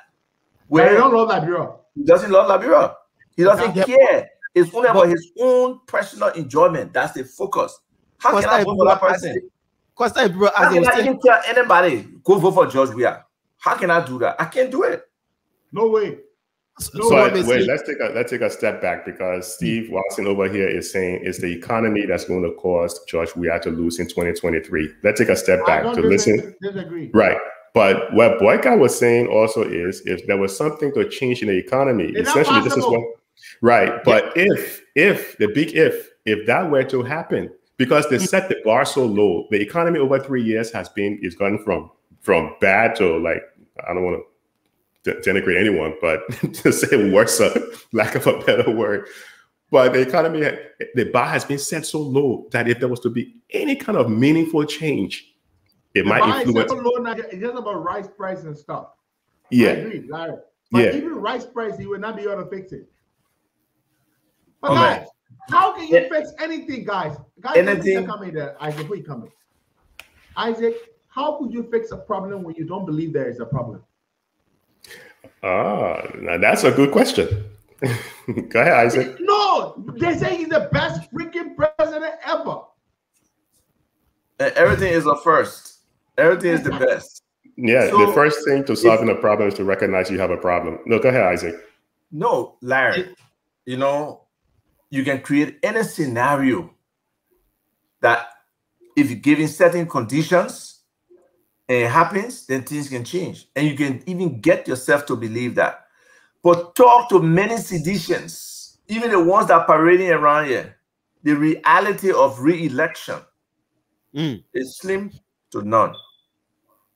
It got to be something massively mind-changing, situation-changing for the Liberian people to just give George Weah the presidency again. It has to be. Give it to him. Now, guys, the question I keep asking, to win an election, George Weah needs 50% plus one vote. Here is the map. George Weah got 30%. Let's keep it. Let's say Lolai Kamara did not leave. All the people who are disgruntled and have left, let's assume Lola will sue you for using a Neo. Oh, but the mentor was saying he finished. The man said he's gone. Yeah, he resigned from politics. Where is that guy anyway? Where is Lola? I'm missing. He's in Guinea. The man I got to elaborate. Yeah, and they're here now. Oh, yeah, now. But the man can come. He can call the show. He man I got to tell you, go. If Lolai can leave George Weah, if Lolai Kamara can leave George Weah, then I know who can lead George Weah. Now, if Lolai Kamara, let's say Lolai did not leave, he stays supporting Weah. We get all George Weah people stay with him. That 30%. He would need another 20%. Guys, where the hell does he get that number from? Okay, so now, Costa, this is where I come in. You know, we Liberians, we settle for little of nothing. You understand that? And the printing of the new banknote that will be done next year, they may try to, dish out some money to get the numbers that you're talking about. I don't believe that thing. Baga, let me tell you something. That's the only place the 20% can come from the central bank. It ain't coming from anywhere else. That's the only place. That's my man. Place. Okay, Larry at the banker here. Larry, how could they use the printed money to change anything around? Would they get put free money or how? You tell, give her your banker perspective. Whoa, wait. So let me let Larry come in. Larry, go ahead. So if they try that strategy, they will lose in the first round. They will be done. Let me tell you why. In 2014, when Ellen printed a whole ton of money, inflation shot up. There's the quantity theory of money. The more money you put out there, the more expensive food items will become. Because let's say the four of us, let's say the five of us in here, we all have $100,000. There's a house out there for, let's say, $100,000. The price of the house will go up. Simple. You print more money, the economy is going to tank. This is what happened when that 16 billion, I know they're saying, I think I'm missing, but let's just leave it like that. When you put all that money in the economy, this is why inflation shot up to 30-something%. Hey, Larry, nothing got missing. The money got stolen and misused. Nothing got missing. It's all semantics. Yeah, but for the answer to that question, if they print money and put it out there, Henry, it's going to hurt them. Larry just made our point.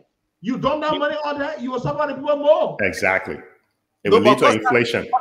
Costa, by that time, they will not be so particular about the hardship and whatsoever. What they'll be after is getting the numbers.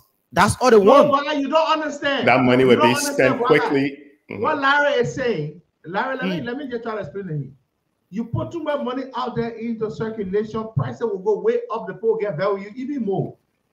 So they will start posting gas prices on social media. They will start posting rice prices. Go up, food price will go up. So now you can't, that money they're printing, if they dump it in, it will just make things worse for them. But that's not going to stop them because they don't understand. On the turnaround time, it depends on the gap between when that money is released and when the actual impact happens. Because some people they just in the present. They just in the present. But guys, here's what I've come to realize, right? All over the world, the state of the economy determines elections all over the world. In most countries around the world, it's a normal thing, except there's something extraordinarily incredible that happens other than the economy, right? Now, in Liberia, the hardship may be a bad thing, but it's going to be useful for the elections. The people will not vote for we are because they are suffering, not because we are thieves. Liberians are used to their politicians stealing. If you steal, just make sure things are not so bad for us. Liberians don't care. Liberians don't care whether the leaders are corrupt. They don't really care. Which is sad, but they don't really care.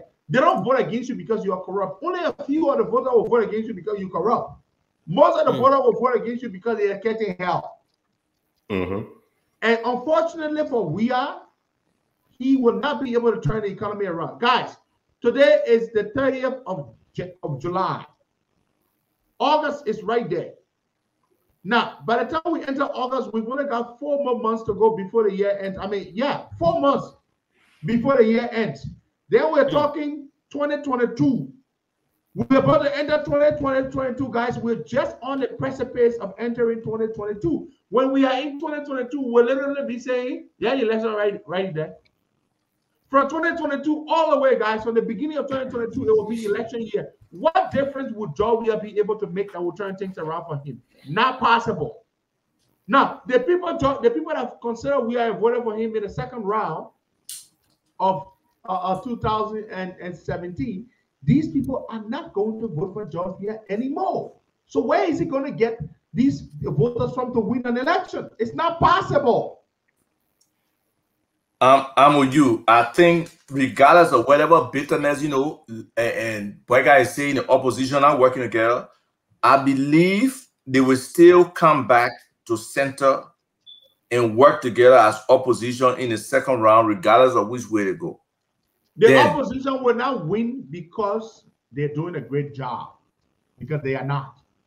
The opposition will win because Weah is doing a terrible job. That's it. This is why the opposition needs to put well thought out statement consistently to tell the story, because like you said earlier on, Costa, all around the world is the economy that drives election.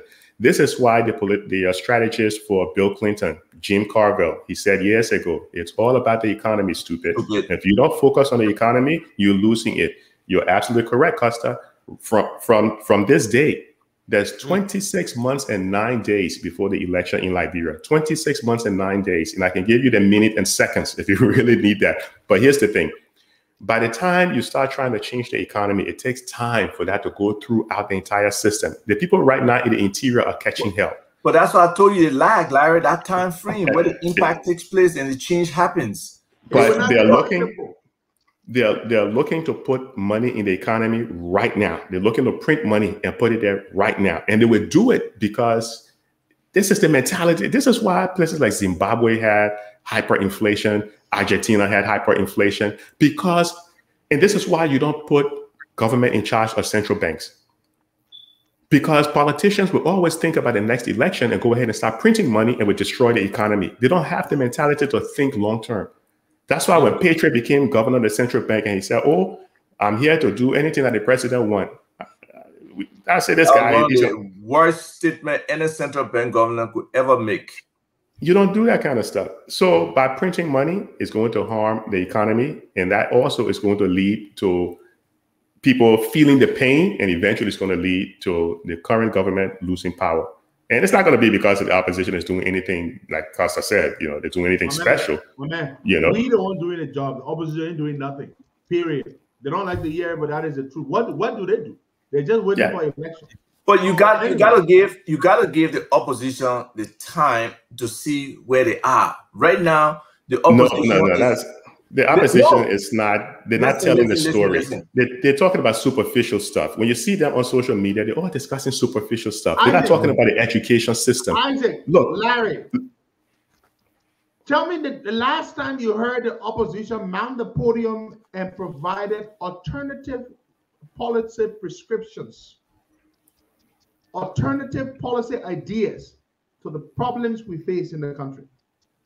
Tell me. I know the oppositions who are watching this program right now would say, "Hey, listen, I don't want you guys to be bashing the opposition, but, we have to play fair. They are not putting up a good story right now. They're falling into this whole trap of talking about superficial stuff, the tribalism stuff, the nonsense. They're not discussing the education system. In August is around the corner. Wasn't it in August of 2023 that Madam Sirleaf came out and said the educational system is a mess? 2023. Not 2013. It was in August. Thanks for the correction. It was in August of 2013 when she came out. How has the education system improved so far? Anyone ever look at the education ministry and see the work they're doing? Are they even putting up the data? The education? Of course not. Nah. So the opposition should be talking about these things, but they sit on social media. They don't do serious press conference, and they talk about superficial stuff. They don't get into the hard numbers and talk about what we are going to do to make this place, to make Liberia different, to make Liberia better. They don't say that, guys. No, I mean, you guys being a little unfair when you say. Give me an example. Give me an example, but don't talk about. No, okay, I'm coming. Last time they provided anything. Well, you're taking too long. Give me an example.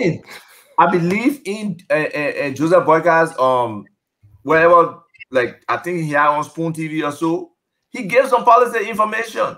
I believe recently, if you read Cummings, July 26th speech, he gave some like solid policy nuggets that. But again, you see, the people in the opposition got to reverberate that information. That's the difference, Isaac. They are given aspirations. The same thing like the Propo agenda. The Propo agenda was all nothing but, hey, we're trying to do this, but not a true roadmap on how to do this. And we need to sit down one day and show the gaps. And strategic.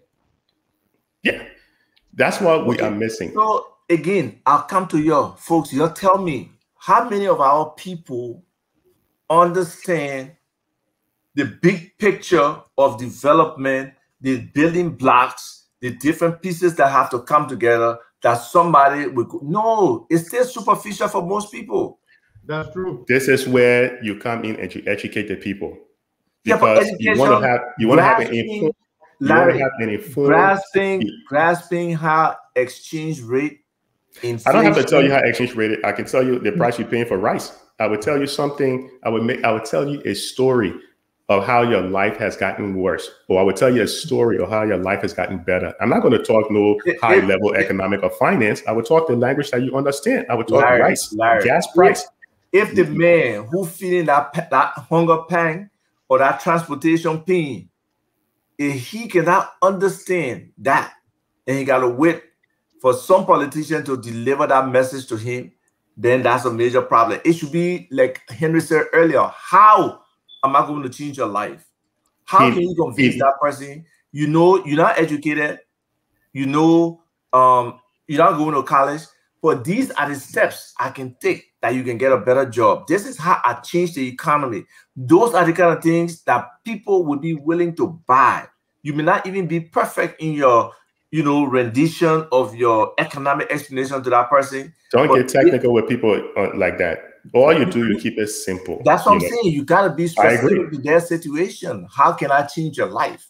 And this is the story. This is the story that the opposition should be telling every single day, looking at the price of gasoline, the price of medical services, looking at the education system, looking at how much you're paying for rice. You see, a lot of, and I'm sure a lot of people here would agree with me when I say a lot of the focus is always on Monrovia. We are not looking in the interior part of the country where the people are catching hell. Yeah. The opposition should be in the interior. There will be some people who are angry and say, oh, they put in the interior already. They don't have the data in Monrovia. Look, a majority of the people that are poor in our country, they're in the interior. When you look at the human development for the 15 counties, you know which county is worse on the list? And Larry, unfortunately, a lot of people don't visualize what better is compared with where they are. I can tell you the story of what better is or where you are. I can tell you the story.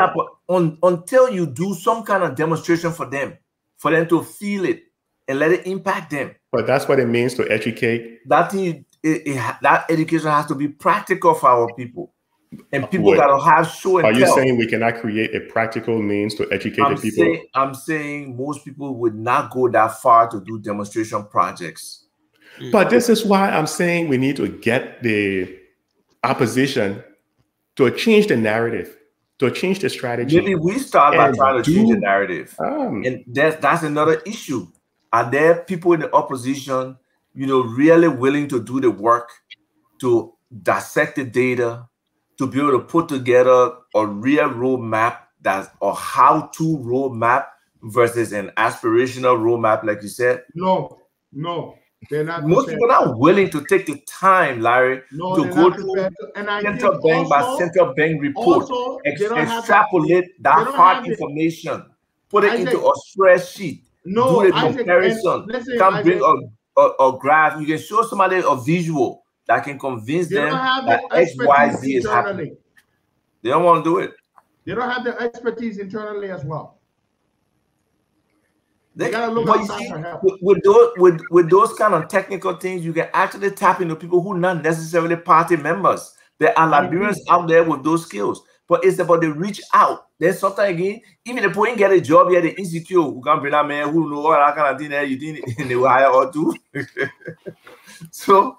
And that's the mentality when Acemoglu and Robinson wrote the book, Why Nations Fail. Why Nations Fail.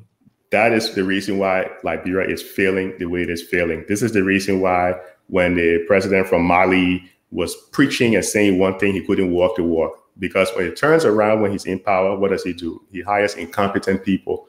Costa just talked about it. Who is at the finance ministry running the whole administrative section of that finance ministry? Is that person qualified? No. If your only qualification comes from you managing the books and records of your church, you're not qualified, right? You cannot have one of the most critical jobs in the country is managing inflation, which impacts everybody. We call inflation a poor man's tax. True. Making sure the economy is stable. You cannot have fluctuations in the economy because people will be afraid. Interest rates, you cannot have interest rates going all over the place because people will be afraid to put their money in the banks. People will be afraid to invest. You have to make sure you have low, the employment has to be, you have to boost employment, lower the unemployment rate. But man, that job is being held by someone who is not qualified to even manage a piggy bank, let alone to manage the bank of an entire country. We can have that argument any day. If you want to make sure in the US, the Federal Reserve Bank is worried because inflation is going up. And largely, you know, food prices, everything is going to buy about what? What's the number again? 17% or something. And they say yeah, 15 to 17%. No, it's significant. There's high demand. There's high demand for these goods and services, but the supply of labor is a problem. People aren't going to work, so the cost of production is going up, and that's causing inflation to spike. And the Fed is concerned about what they can do to stabilize inflation. They are worried about it. Yeah, and the Fed has always been, and you know, the Fed, this is where you learn your lessons, right? So the Fed been around since 1913. They learned the lessons over the years. The Fed has been using the big monetary policy. They've been doing inflation targeting. The Central Bank of Liberia just started doing inflation targeting over the past few years. The Fed tried to keep inflation at around, say, 2 to 2.25%. What is inflation in Liberia is double digit. I know we cannot compare the two, but you have competent people at the Federal Reserve Bank, competent people at the Federal Reserve Bank that are managing the economy. There are 12 Federal Reserve districts in this country. We only have one in Liberia. We may need 2. 12 Federal Reserve Bank district, and anybody, if you live in the US, you know your Federal Reserve Bank district by looking at your routing number. If it starts with 01, you're in Boston area. If it starts with 12, you're in San Francisco. So it runs from 01 to 12, right?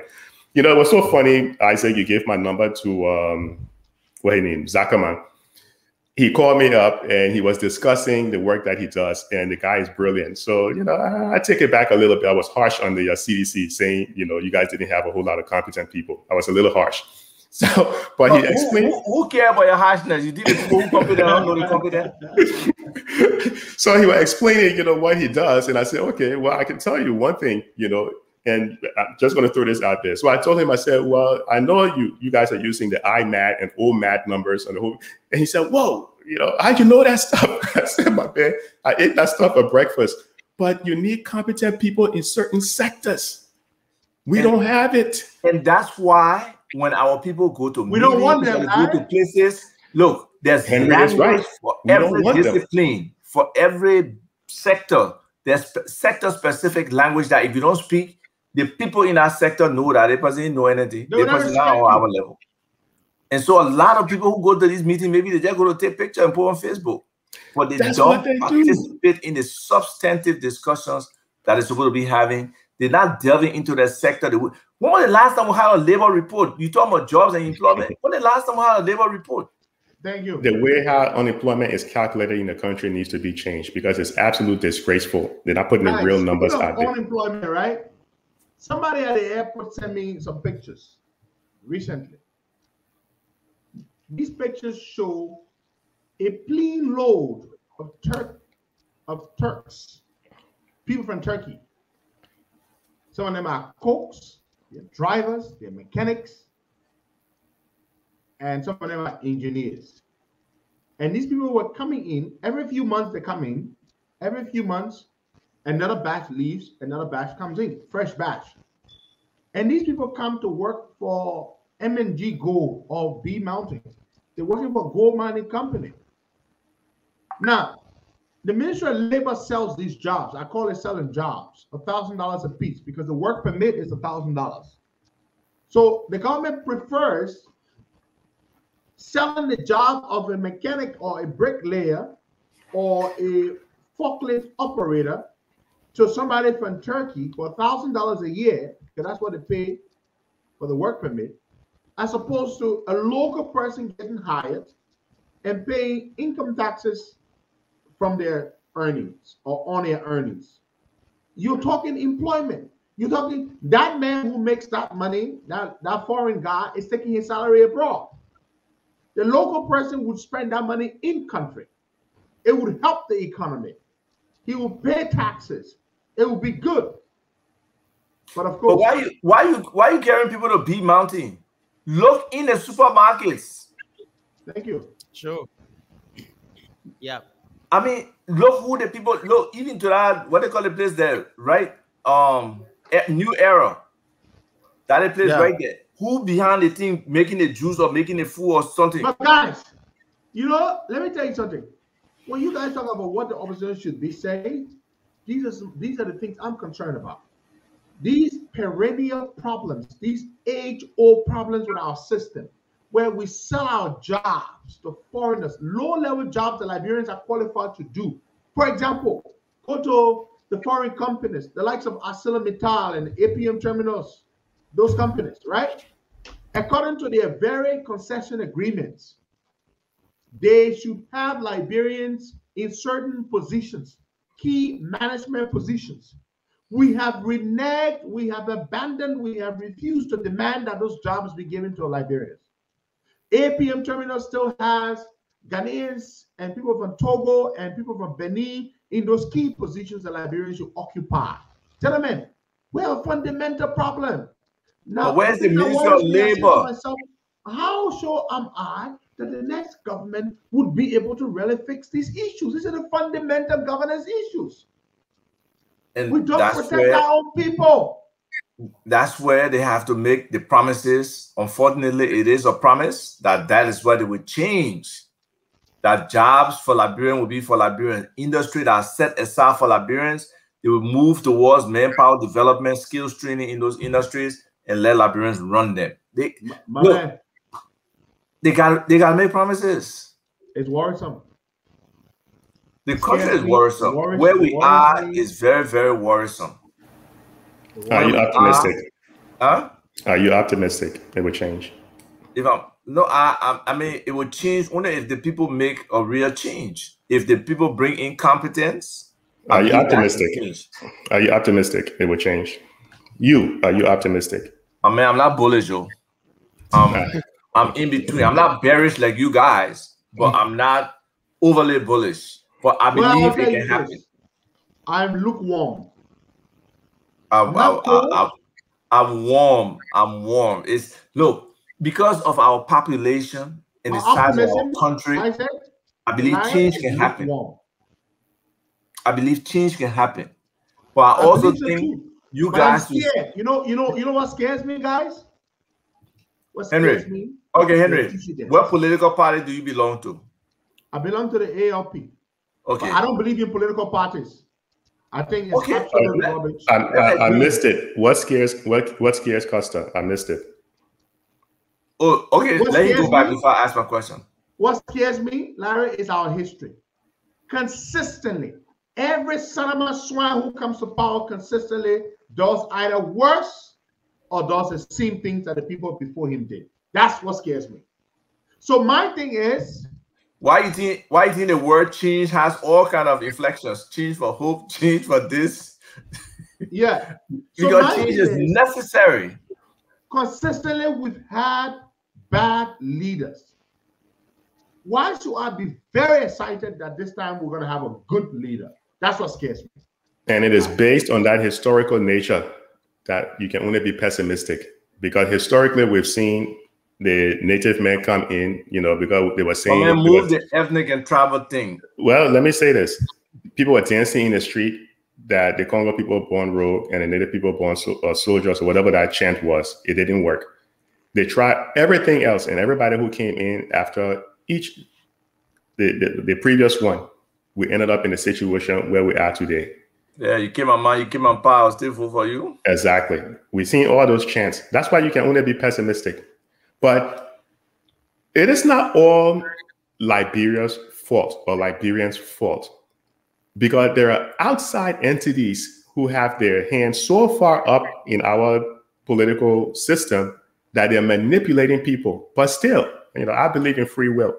I still believe that we can make the change. I still believe that we can make the change.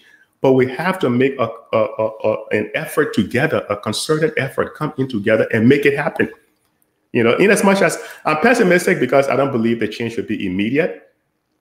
But I think if someone were to come in 2023, lay out the groundwork for change to happen, let's say 10 years from now, I think it would happen.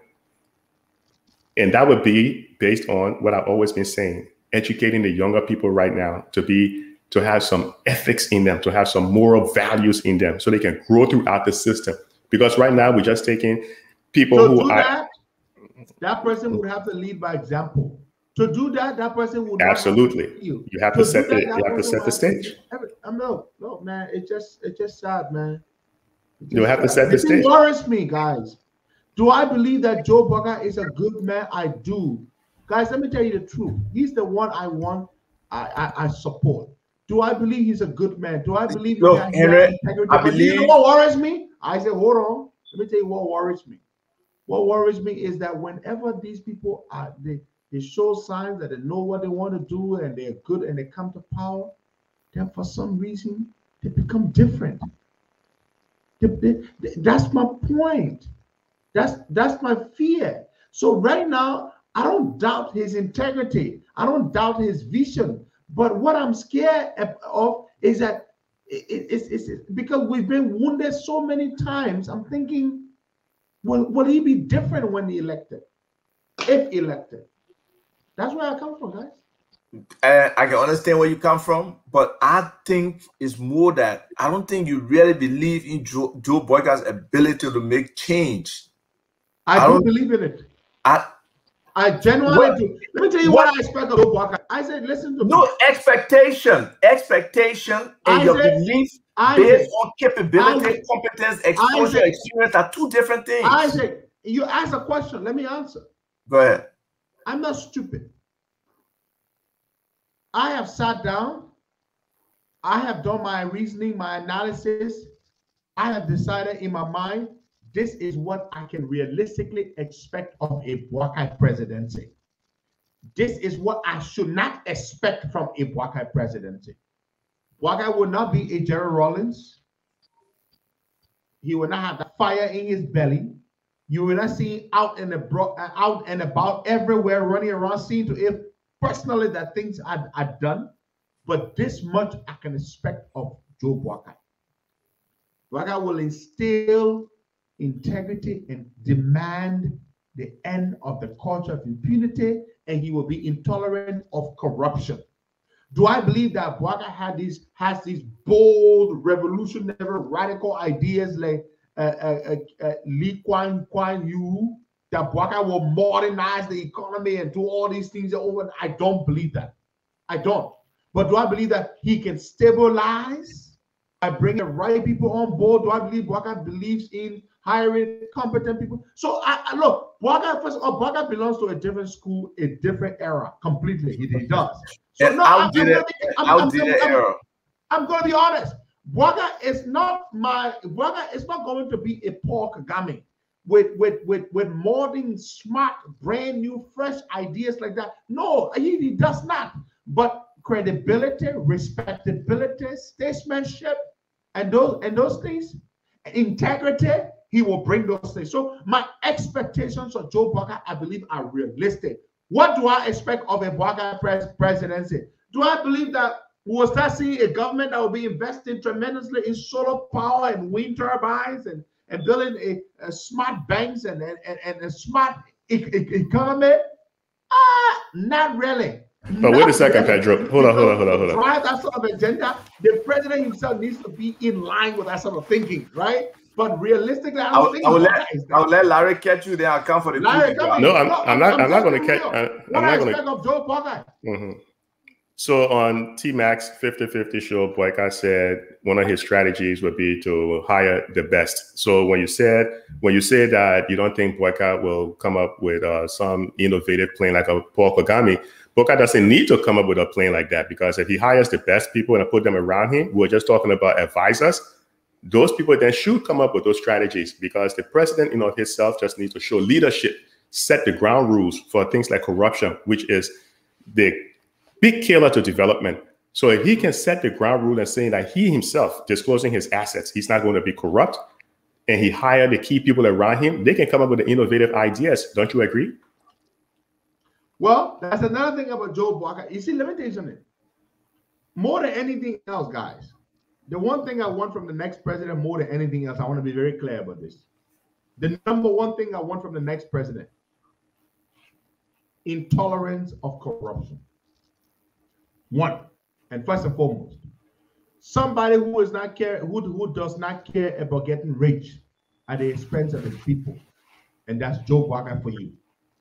If the reason why corruption is the number one dangerous thing to the country is this, Larry, when you make an official, you put him in a position, and all he cares about is getting rich. He's constantly distracted from doing anything good in that position other than getting rich. Corruption is so distracting, guys. If all you care about is yourself, you will not function well.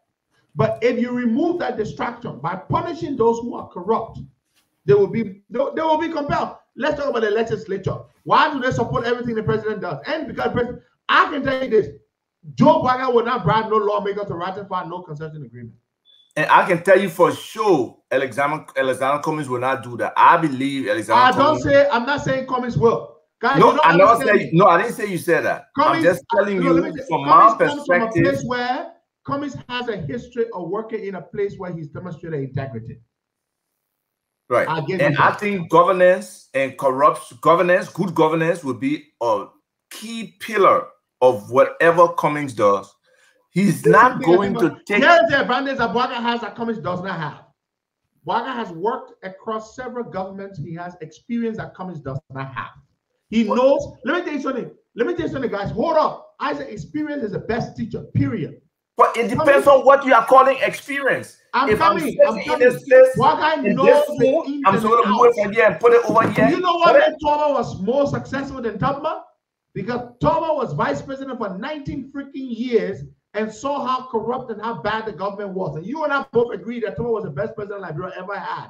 Do you know what made him the best? But no, listen. Because he knew the problems and he knew how to fix them. Bwaga knows the problems. He's been in the government for many years. He's seen what happened. And guess what? He has not been corrupted by that system. There is no time in Bwaga's long government history. People don't want to say 40 years anymore. They want to say 20. No, it's actually 25 years of public sector, not 40. There is no time. So use that fact. There is no time in Bwaga's history where he has initiated any reform where he has been. That's not true. Let's go to LPMC. Do you know the last 12 years? Do you know who? Do you know who was the first? Do you know who reformed LPMC and made it vibrant? What it became? Joe Bwaga. Joe Bwaga started. The moment Joe Bwaga graduated from college, you know what he did? He went to Lofa and started working for LPMC in Lofa. He started from Lofa County. He built LPMC into a vibrant entity that supported farmers right across the country and identified a market for them to sell their produce. Joe Bwaga did that at LPMC. He started from Lofa, then he worked away and became LPMC head, the head of LPMC nationally. So stop. Reform, he did that. And guess what? LPMC was so successful. Hey, Isaac, you cannot write the success story of LPMC without Joe Bwaga. If you can show me documentation of that, I can accept that. But I cannot. Listen. Do you remember the golden days of LPMC when it was so successful and all the farmers were praising it? That was Joe Bwaga's job. That again, was when Joe Bwaga was when you can be specific with years and show me document. LPMC got records. They should have the records. Then burn down. I said, listen, do you remember the golden years? Larry, I'm sure you've heard the golden years of LPMC when the farmers were so happy with the way LPMC worked. That was the time. Again, money was getting in the farmer's hand. I won't dispute that. But I don't know that Joe Bwaga put that model together. The farmers were having warehouses built all over the place. They were having access to markets and they were selling their produce. In 12 years as vice president. He said, listen, this is the nonsense when you talk, these Cummings people be talking, that you dislike Cummings. I don't have to like Cummings. I don't support Ellis Cummings, period. But the discussion we're having right now is not about Cummings. No, I'm not talking about you. I'm talking about that earlier. You dislike Cummings. I don't support Alexander Cummings. I don't believe in Cummings. But it's fine for you not to. It's fine for you not to support Cummings. I don't think that should be an issue. But when we talk about governance, you talk about experience. I don't believe having 25 years, not 40, 25 years in a corrupt system, not offering any solution at all. That's not true. Campaigning. That's not true. Okay, what LPMC made it vibrant and the farmers were happy and they were making lots of money. LPMC is one place Joe Bwaga built. You made me go research LPMC history just to see if he actually did that. But my point is, the key thing for us that what we're seeing, corruption is a major issue. Governance is a major issue. And changing governance to move to be able to bring technology into governance. I don't know that Joseph Boyka has that vision. I haven't seen it. Okay? To change our financial system. I don't know that Joseph Boyka has a grasp of our financial system to be able to change it, to be able to try to really bring He will hire competent people. Huh? He will hire competent people. My man, now what we are saying, when he got there, he hired the worst people possible. Man, don't we are, man. I beg you, man. I can give you that. I can give you that. But right now, talking about hiring, that's another thing. And I would just give you free advice. The people need to start surrounding themselves with the people who they think will be a part of what they want in the future. That's what needs to happen. They need to start surrounding themselves with the people that will be these change agents. I agree with you on that. That will form that nucleus of where you can say, oh, then are the people there, oh, yeah, man, the people then they want to do something. They want to do something. Not only do they need that, but those people would be advisors in those specific areas. In those sectors. So if something comes up about education. Let me advisor for right now. We need practical analysts, people who can get their hands correct on the sector data, the mining concessions, what do you call it, people? Most Stevens, they did the work. Why those things are illegal? How are they looking at the concession sector today and being able to change those things, be able to renegotiate, and being able to put Liberia into a beneficial partnership with all these different concessions as as a country?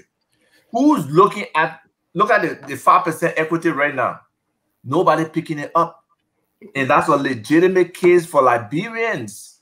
I mean, that's where you can appeal to the people and say, look, I'm fighting for your 5%. The non-companies here don't represent Liberia. No, there are people looking to what a key word for any company, maximize shareholder equity. Isn't that what they're trying to do? That's what the companies will be trying to do, not for the rest of us. No. Okay. You look at the war crimes code, and to me, to a large extent, there's only one candidate who has been speaking about those things and trying to push it. Who's that? Now Cummings.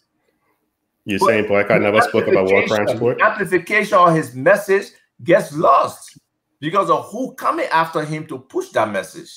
Are you saying Boycott never spoke about war crimes court? Boycott has repeatedly said he's supposed to war crimes court. But they're not good. So Isaac was saying only Cummings have been making those statements. That's not true. Isaac is not speaking the truth. I'm not saying Boycott hasn't talked about it. Isaac tends to have less value for the truth when he's speaking about his candidate of choice. The Isaac that I know who has a knack and who plays it's comparatives. It's comparatives. But here's the deal, Isaac, Boycott, Costa. Here's the bottom line. There are two halves to this game. There's the first half, and then there's the second half. The first half, and this is where I would say Costa will modify his statement. The first half is, and you, Isaac, will also modify your statement. The first half is when the CPP put up. Right now, they're kind of getting themselves organized. But eventually, when they put up their candidate for the general election, everyone who supposedly, this is the agreement, everyone who is a Boycott supporter or a Cummings supporter, they will become that primary candidate. So when Costa says that he's supporting Boycott, doesn't mean that eventually he wouldn't support Cummings. If Cummings is telling you guys, right? But people don't think long term. They hear Costa saying, or they hear Isaac saying, he's what, and then they jump on the person saying, oh, the person is against the candidate. No, the person just saying for this first half of the game, this is the person that I support. If Boycott does not make it to become the standard bearer, I will support Cummings. And what the strategy should be? Well, how can I convince that Boycott supporter to consider our man Cummings? Let's measure the two. But they jump on social media. And this is where I give Cummings credit, because he was on Spoon Talk and he made the statement to his supporters to stop castigating Boycott. and stop denigrating boycott supporters. So that should be a standard across the opposition. But they don't listen. They get on social media and they start jumping the gun until they start having conversations with people. Then they realize, oh, wait a second, that person is not really against us. This is the thing the communist people fail to realize, right? Buckeye picked up 446,000 votes. They would say that was ages ago. That was the argument that I'm hearing. Cummings got 112,000. Buckeye got 4 times more votes than Cummings. Every single time you do a polling, Buckeye wins coming by. The other day, they won 5,200 people voted. 5,200. Buckeye won by 68%. Now, Cummings, if Cummings were to become the head of the ticket, he would need Joe Buckeye to win the election, period. But without doubt, and I believe in Joe Buckeye becoming the head, he need Cummings. Yes, I don't say Cummings, but listen, if CPP were not in existence, of the 4 of them, the only person that can make it to the second round would be Joe Buckeye.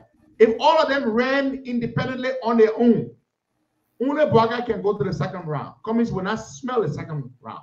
He will not smell it. In other words, if the CPP did not exist, Joe, the only candidate in the CPP who does not need a collaboration to go to a second round with George Weah is Joe Buckeye. Ure cannot come anywhere near. You all know the numbers. Bromsky is dead and gone. Liberty Party has been struggling. They can't go anywhere. Cummings is way down the line. Way down the line. So my point is, the Communist people should know and should conduct themselves properly, because in whatever case, you and Buckeye are not on the same level. You are not. The thing is simple. Buckeye has been around for all the years, coming in 2016. The very first time Cummings made a public appearance in the Liberian community was when the Liberian community in Atlanta was honoring Joe Buckeye. That was the very first time Cummings went there as a guest of Buckeye. Cummings was never involved in the Liberian community. He never had any interest in Liberia. He only remembered he was from Liberia after he retired from Coca-Cola in 2016. That's remember. He fought a citizenship on Paul. That's not correct. Don't you don't know. Larry. No, but how do you say somebody only remember the country they came from after they retired? That is incorrect. Henry, that is incorrect. That is totally incorrect. But Henry, you're monitoring people. When did you hear Cummings getting involved in Liberia, Larry?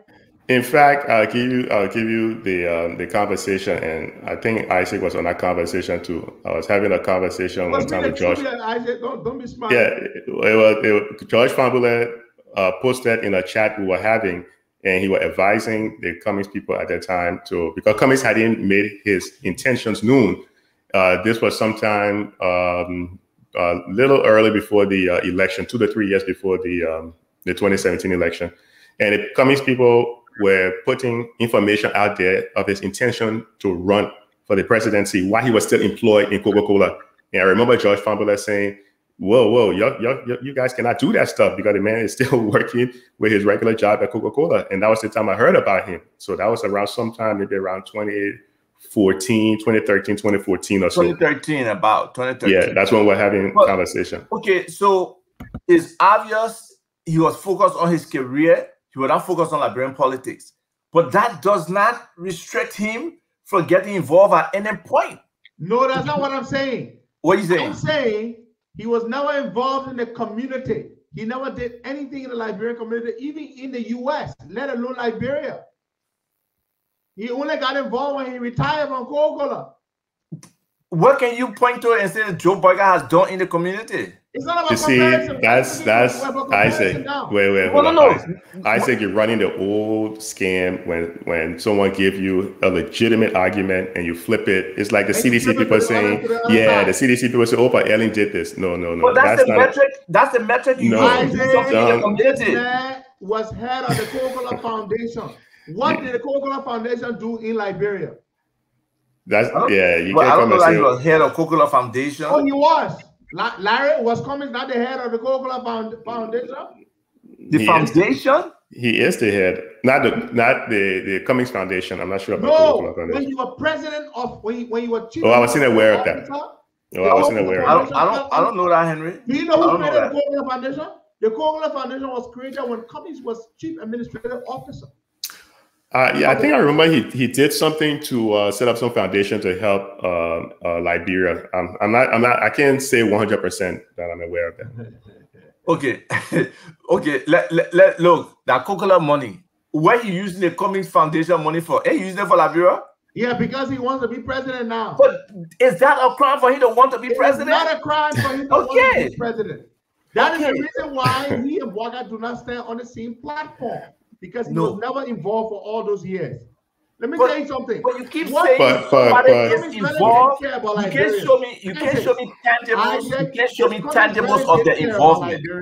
All those years he worked, he could have still been doing something in Liberia. He could have been. He didn't. But he's doing something now. He did not care. Who are the chief? He did not care. Pedro, Isaac, who are the chief spokesperson? Larry, let me make a point. Let me make a point to you. One of the reasons why I supported Joe Weah, there were so many stories from the war of the people he had impact on, the people he helped in situations, and then he got in a position. He cares? No, he doesn't care.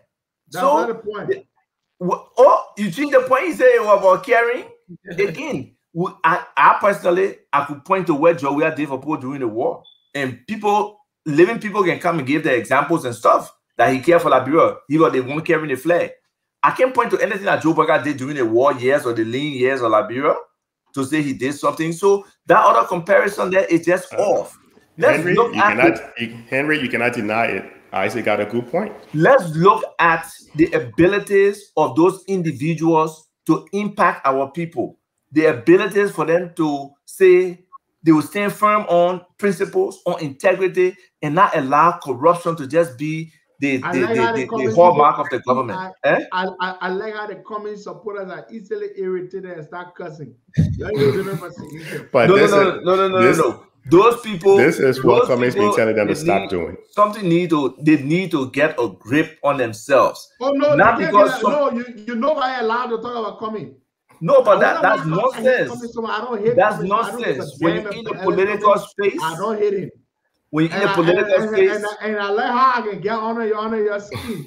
You see, they need to get mature. I want to get angry. So Henry, I will soak you all the time so you can get angry. He says he will soak them. I'm not watching the comments. I'm not watching the comments. Are they making like negative comments there? Oh, they're cussing me like hell. They're jealous. Listen. But again, some of them came from CDC, right? ANC came from CDC. Yeah. We who from that part of somehow. But Henry, what people don't understand, there is no need to cuss you. Make the case for your candidate. Just make your case. That's don't believe in your guy. That's what I was about to say. Now and then you can take a shot. I mean, every politician is vulnerable to some level that you can take a shot. You won't criticize Joe Bwaga, criticizing he worked for LA for 2 years in the I don't understand the sensitivity of the Cummings people. And Cummings himself will take the criticism. He's not a small boy. This is somebody who went through corporate America to the highest level. Cummings had told his people repeatedly to stop doing that. But at least we know that he's doing that. They need to stop. They will not listen. The leaders in the party need to identify those people who are consistently talking about it. It's fair game. He wants to run for president. It's fair game. Anybody can criticize him. But like Larry said, it shouldn't be a pyrrhic victory. They should work towards that mutual respect and to know that at the end of the day, whoever wins, that support got to be behind them. So they got to run away. And that is why Joe Biden selected Kamala Harris. In as much as she tore him up during the debate. Oh, she embarrassed him. Too bad. He did not take that personal or hold that grudge. He said this woman is qualified. He realized the bigger picture that he needed minorities to support him, and he selected that woman. So people need to be strategic. We got to keep sending the message to the opposition that if we want a better Liberia, when you look at the pecking order of candidates, the top 3 candidates today, in my mind, I see Cummings, I see Bwaga, and I see Weah down here somewhere. So People have to understand Joe Boyka has the numbers. I'm not going by popularity because that thing can shift. I'm not going by popularity or longevity. I'm looking at who can get us out of this economic depression that we are in. That's what I'm looking at. You cannot disregard what Boyka Kamara said early on. There's always a possibility that CDC could win if they did small, meaningful changes. I know. It is that's why extremely small possibility. I'm giving what my perception is of the pecking order in terms of who can make an impact on this country. Just we have had it for 4 years, going on 4 years. Okay. And I don't see the direction, the trajectory really changing. What is the plan for recovery, even from COVID right now? What is the plan? What is the economic recovery plan that the government has? I haven't seen anything, and I haven't seen anyone come out to discuss the strategy. Because if not for international community, would just be luckily there's some that 300 billion the guy that will give us some. You know, everything is them. You cannot borrow your way into. Thank you. You cannot borrow your way into economic development. Exactly. It's not possible. It's not going to happen. You cannot do that. You got to generate something behind that. You got to have a plan. Look at the debt rate. The debt rate is increasing. Isaac, let me offer a piece of advice to the supporters of these two guys, Cummings and Boakai. Yeah. When people criticize Boakai, and legitimately so, use the opportunity to tell them to try to diffuse their criticism of Boakai in a very offer a counter, but do it in a nice way. Is Boakai seemed far from it. What is his biggest crime? He worked for one of the most corrupt regimes ever in Liberia. And now he's looking good. He's looking good. No, but that look. If I were Joe Boakai, I would have resigned from that government. But that's me. My man, let me tell you something. I try to tell people. I try to tell people the fact. I don't understand why Boakai worked there for 12 years, but that's on him. I would not work in a bad government for that long. I would not. I won't. I swear to God, I would leave. You can criticize him. There are things you can criticize him on, right? Because when people criticize Cummings, you got to suck it up and you got to offer a counter in a nice way. This goes to the two camps, the Boakai camp and the Cummings camp. And I'm not going to sit here and defend Boakai against something that I know is clear, is obvious, right? I'm not going to do that. But I'm just telling you my position, where I sit, where I stand, and a lot more that I cannot say yet. Boakai is the one that I favor. Period. And now, there's another reason why, for me, that I will tell you. I'm Henry Costa. I'm not a Joe Blow. I'm not a regular voter. There are many people who will vote for a candidate because I'm supporting that candidate. Many people. Many of you are right here under this live feed. 2023, I may not be running for president then, but I'm going to run for president in the future, God willing. I will be running for office, perhaps the Senate, or I might not run. People want me to run. Here's the thing. Here's my fear. None of these guys are perfect. None of these guys, you can be sure 100% they will change the country. All the nice things you're saying about Cummings, people said those things about Ellen. Larry, did they not? Again, Ellen had history. Ellen did not have that real practical experience, that exposure. It was inflicted. Okay, fine. But it was manufactured. In terms of exposure, people said those things. They seem fine. Hold up. But I have a concern. I want to tell them my concern. One of the reasons why I want to support a president that I will have influence with, that can listen to me, that respects me, that hears me out, whose confidence I enjoy, is because I will be sticking my own political future on the line. I want to be in that room or around or be consulted when key decisions are made and I can influence them. That is the thing. So I'm not the reasons why some of you make decisions to vote for a Joe Blow, that's not me. I make a decision based on whether Do I have a seat at that table? Would I be able to influence things that would happen there for the good of the people? Does that person listen to me now? Do they value me now? Those are key things for me. The regular Joe Blow will say, I just like Cummings or I just like Waka. Fine. You vote for them because you just like them. For me, it's not about liking them.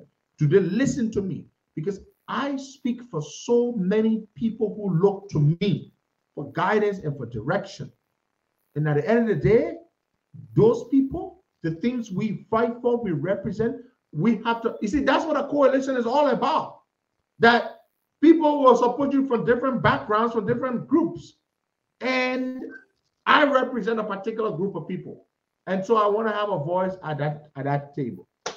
So my people, it's simple. If Cummings becomes the standard bearer, I will support him 100%. But Henry, let me ask you. But now, Joe Biden is my guy. Right. So you got influence. What made you think you can build influence with some other person? Listen to me. I'm Henry Costa. And call me cocky, call me arrogant. I took 10 years to come here. I didn't arrive here overnight. They follow. I don't go after people.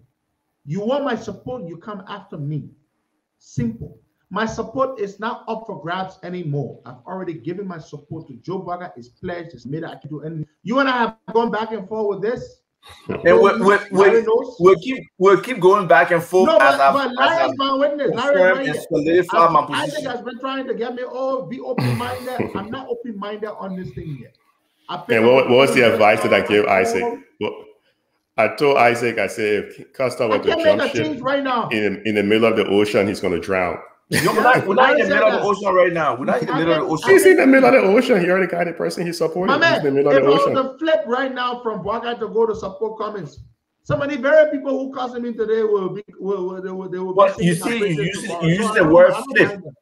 You're using the word flip, making it sound like you abruptly just. If Cummings wins the primary, I will support him. Is that not enough? Thank you. That's fine. That's fine.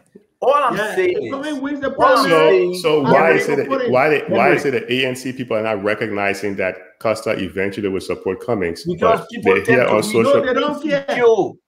tend to be insecure. They want all immediate gratification. Yeah, they want it now, Larry, and they cannot have it now. Yes, all I'm saying, at some point, we decide on the parameters that we want to compare our presidential candidates on, and then we vet those individuals who will be coming out of the opposition against those parameters and score them. Objectively, we can do that. Even if you're supporting somebody, you can be objective. No, Larry, if I was in any one of these camps as a supporter, what I would be doing is I would listen to the criticism of my candidate, use that as an opportunity to improve on them. So when they deliver the message, they will address that thing without stuttering. Well, Larry, the other thing I would be doing as well is when I hear my brother Isaac Vatoba supporting one candidate, or I hear my brother Henry Costa supporting, or I hear my brother Boyka Kamara supporting one person, I would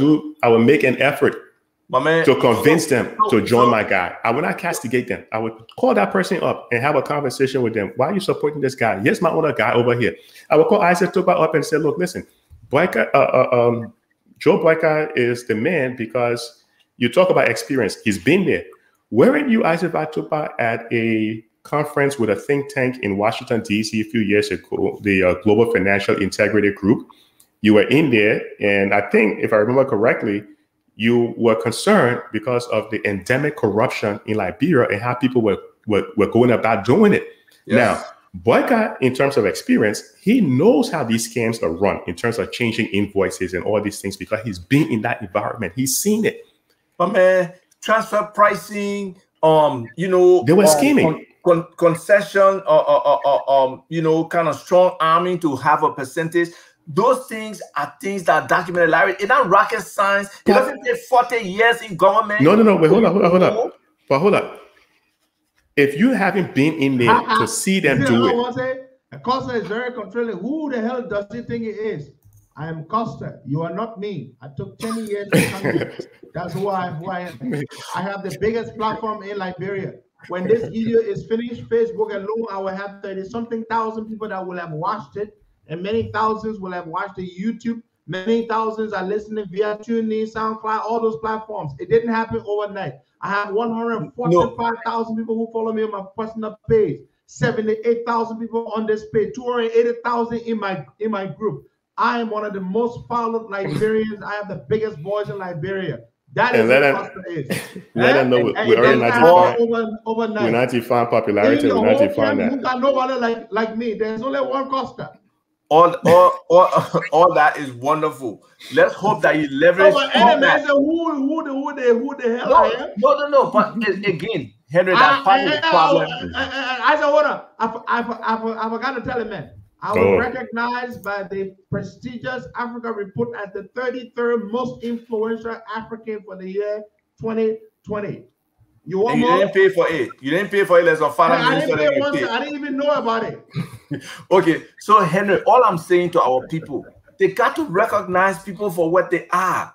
You got to give Costa the credit for where he is today, the effort he put in. I can bet anything you can take. Probably 99% of our Liberians tell them for 1 year, wake up 3 o'clock every morning for at least 3-4 days a week. They will never do it.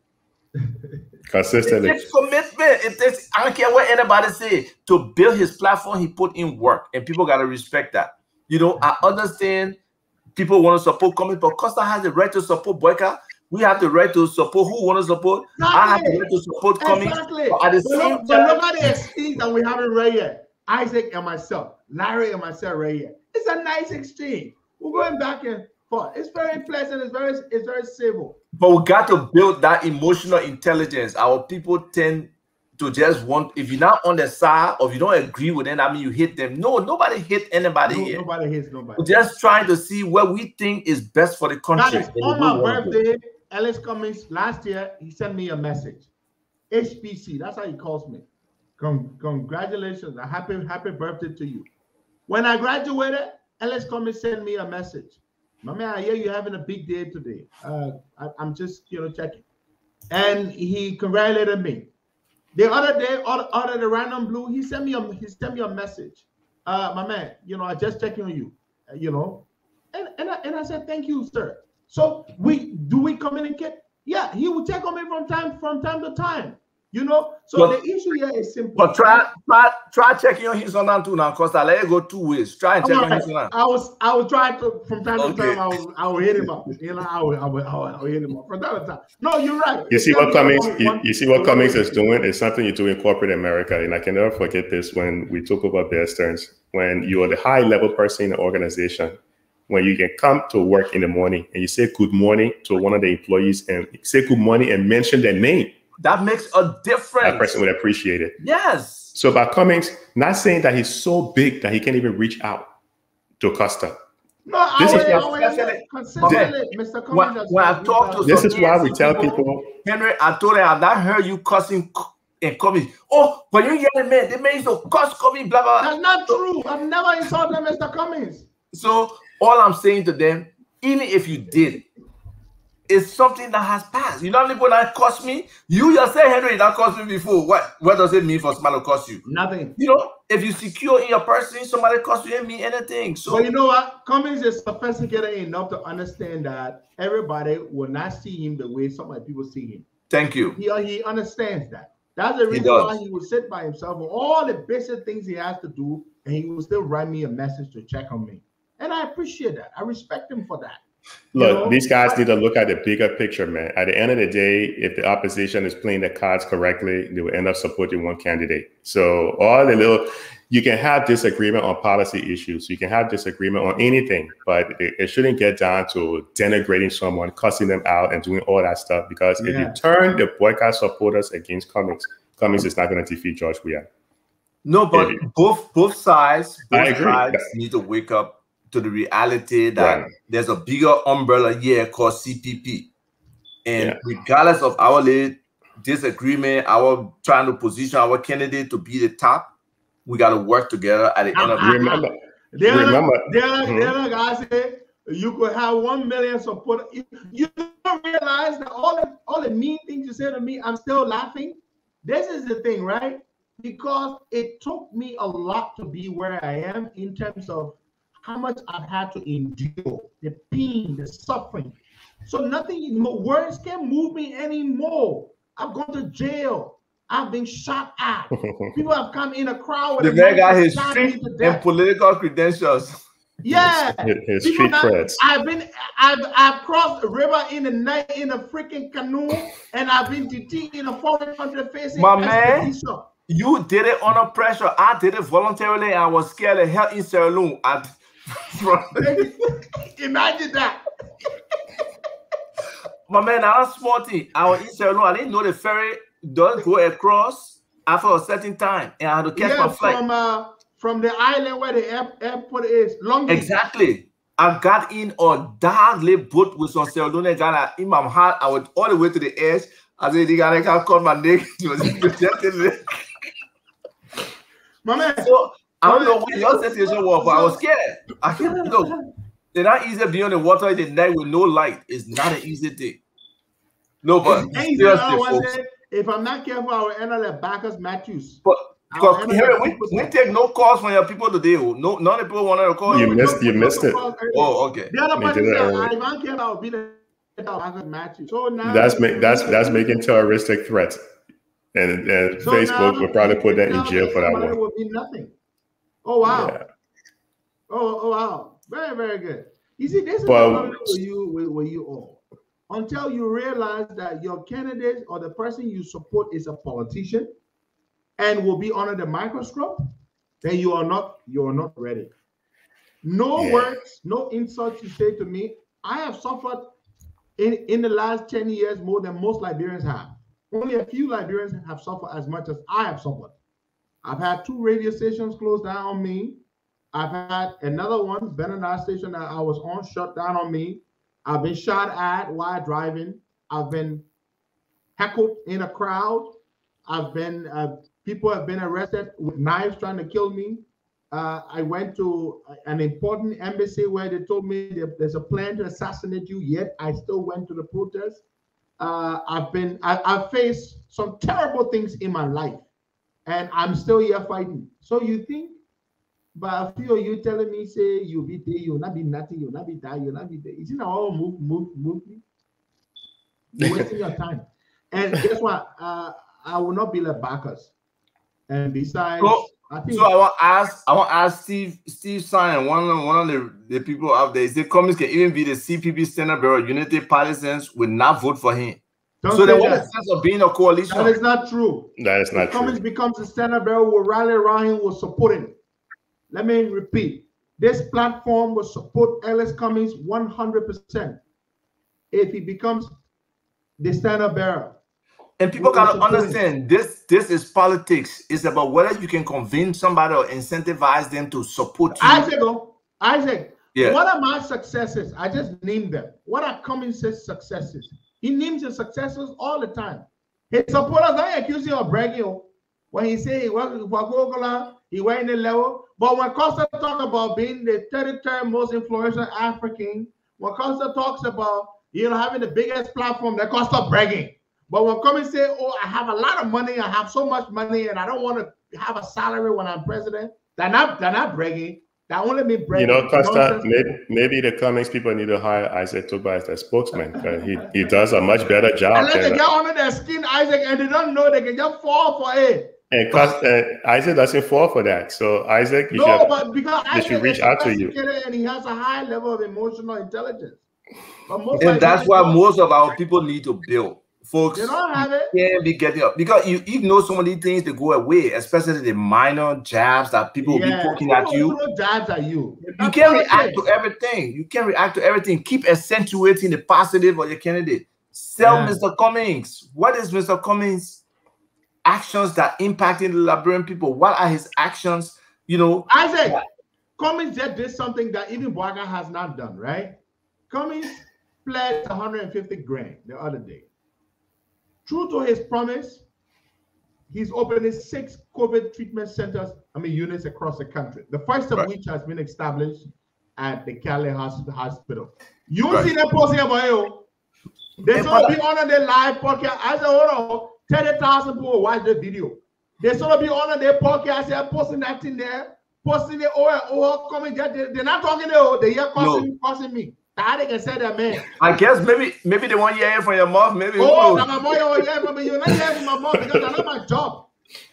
That's not right. No. Costa, your point, deed? What you just said is on a point. Good deed? What Cummings did? It's a fantastic deed. He's got money. He spends the money to help the people. It's a great thing. But it's not my job to be promoting him. No, it's not your job. It's not your job. And then they don't know how to tell Cummings' story, man. That's about. They don't know how to tell the story. That's it. You can see me deleting your comment. I don't delete your comment. You can cost me. The time you take to cost me, which does not do anything to me, I fight Joey saying, well, I can get on a Joey skin to the point and say you want to go fight me on carry. Okay. No, I really want to ask you the question today. It's not a good question, but in reality, you think you and Joey are for Joey can be you? I will flog like that. You don't believe it. I said, oh, but you're not amazing one for me. No, but seriously though, take your time. Cummings just did something really good. They opened the first clinic at Cali Hospital. I saw the beds, I saw the equipment, I saw the supplies. Take your time and talk about what Cummings is doing. That's what you should do. They really need to do that because he that news. I'm gonna talk about it. I'm not a newscaster. I'm a political commentator. I choose the things to talk about. Hey, see how this stupid. I'm not trying to talk about it. I'm not a news reporter. I'm a talk show host and a political commentator. My job is not to come here and say today the minister went and break somewhere. No, my job is to expose certain things and to get you thinking in a certain way and to help condition your minds to think in a certain way about the country. So use your time. You are free right under this platform. What Cummings has done. It is not my job.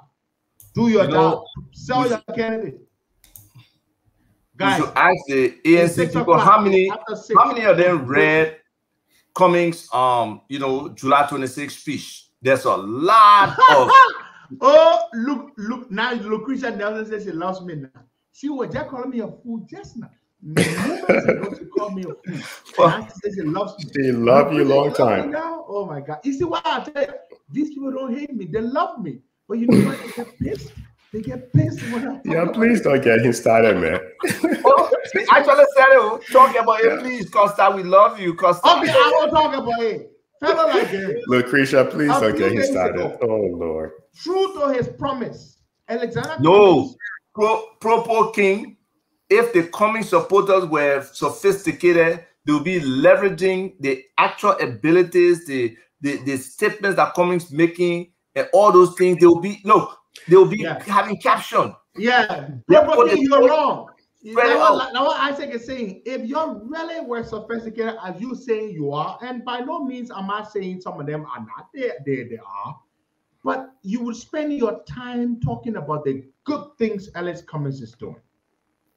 Look, the man just opened, the man's the first man in the country that opened COVID clinic, COVID treatment center. In that one place. 6 of them. He going to C.H. Rennie, in Maryland. You go to McGibby, Nima County. He talking about that's a flawed Facebook about it. But you ain't doing it. You expect Henry Costa to talk about it on this very big platform that I suffer hard to build. It doesn't work that way. They got something called messaging, my people. The message has to change. It gotta be positive. Let's do positive campaigning. Positive. They should have talking points laid out. Every day you should have talking points. This is what we're going with. Let everybody know this is what we're doing. And get flood social media with it. Flooded. The people who are on some of the other talk shows out there, they Cummings supporters. They don't sell Cummings. But guys, in the right way. They don't sell that we do that will make a lot of noise about in the COP. Why do you think COP gets so much attention? Number one, the chairman of COP has such a big platform. Number two, we have a coherent messaging strategy. When we do something small, we make a lot of noise about it. The friends of Henry Costa in Australia sent $500 with bought some rice to give to the visually impaired. You see my picking, they're posting everywhere about it. The Maryland chapter of the COP, headed by Mr. Ansumana, they sent additional money to buy 1,000 more masks. They send $100 to get the press people. They send extra $100 You to see, pay the press to cover the ceremony. You see, Make a lot of noise. this is the other thing. So where are the talking points for others? People don't understand. Mr. Cummings is behind the 8 ball compared with the longevity of the other people in the body politics of Liberia. It's not the same starting point. So there has to be more effort, more promotion, more messaging, more of the right things, the building relationship and networking to convince. And you know why he has to do more? Just to buttress Isaac. Because he's much newer to the scene than the others are. People ain't know Cummings like that. They made that key in 2016. People know me like bro more than they know Cummings. I've been doing the advocacy well long before Cummings even came around. And we may take it lightly, but no KNOW in a Liberian setting, especially the political setting. It's important. It's very, very important. And I said, when they say no, you know what I mean? They not see you fall down. They not see you get up. They not see you in some kind of Kubo shot someone before. They know your man and where you can drink beer together before. They know where you are living, the community you're living in for. The man you laying out beyond that. That what when Librarian said no, that what a meal. Do they know is no? When they say we not know the man, they mean they don't know that he exists or they know he need. They don't know enough about you. And some people would just who a friend they are. Exactly. And some people will vote for boycott because they would just say that his time. The same way how some people voted for Weah because they thought it was his time. Eventually, if let's say for example, if boycott were to win, people maybe the next round will vote for Cummings because they would say, okay, now is his time. And that's why we got to start teaching our people civics for them to understand they have an obligation. This is not about time or popularity now. They the need obligation to look at to the find plans. a competent person to be a president. Because someone earlier, sorry to interrupt you, but somebody earlier was posting saying, oh, don't you think that the current government has an economic plan out there? Where is it? Where is the economic plan? Find it, post it in here. Let's see the economic plan. The Propo agenda, you know, it was looked to promote poverty because it hasn't worked, right? But let them talk about, the people need to be educated. Let us talk about the bread and butter issue. Let's talk about that. Larry, let the people know we have a show tomorrow, what, 5 p.m.? 5 p.m. Eastern time. 5 p.m. Eastern time. It will be on People's TV. It will be on Brush FM, I think 94.7. It will be on Sam TV. I don't know if there's another platform besides this. Maybe we can simulcast it on one of Costa Show. But we'll be dissecting the problems. We'll be talking to Mike Jewett. He's I think the representative for District 1 in Maryland. So we'll be discussing with him some of the issues, the things that before the legislature today. How is he seeing them? Whether the War Crimes Code, the Transitional Justice Commission, or whatever that nonsense they're talking about, you know, the 5%, the actual running of government, where he stands on these issues, you know, and individually too, outside of whatever guests we have, we'll try to come down to the bread and butter issues that affect our people. We'll break those things down and try to be able to package it in a way that people can relate to it, they can understand where we're coming from, they can be able to provide input into those things just to see how things are affecting their lives. And it's very important for us to be able to do those things. Yeah, and the show will also touch on, and you see, this is why I tell people, sometimes they think that's going to hit Liberia. It's not necessarily inside Liberia. It'll come from the outside. So you have to sometimes look around you to see what's going on outside as well. So we'll also talk about the targeted sanctions from the British government, the way how they're hitting a lot of African politicians and business people right now. The Lebanese, the Indian business people in South Africa, why they just recently got targeted by the British, why the American government targeted them as well. We'll talk about that. We'll talk about the Liberian Olympic team. The Liberian Olympic team, they're being recognized internationally for their uniform. I don't know if anybody has seen that. You know, it was in the New York Times. Yeah. So this young Liberian guy who's a bag designer, primarily bags. His name is Telfar Clemens. He decided to sponsor, you know, the Liberian team, the Olympics team, and he did some fancy design with the outfits. They were unisex outfits, And he did a great Liberty job. is getting a lot of publicity for the outfit. They're getting a lot of publicity for how they look. Yeah. And people are even saying, if you don't have any team to support in the Olympics, support Liberia. So we are on the map big time in an international scene because of those outfits and what this other Liberian guy has done. And we have other Liberians like that can come to the table to help us. I reached out to Telfa Clements. I'm still waiting to hear from you. I still wanted to interview him. He's actually in Tokyo right now. He's in Tokyo. Oh, for the Olympics. Yeah, he's in Tokyo with the team. So, you know, most likely he will get back to you. A lot of people want to reach out to him too now, and his brand is going because he was not into sports stuff, but now he's into sports apparel. That's just a whole new dimension by doing that. So we got other people on the launching pad, Liberians doing great things that we just have to identify.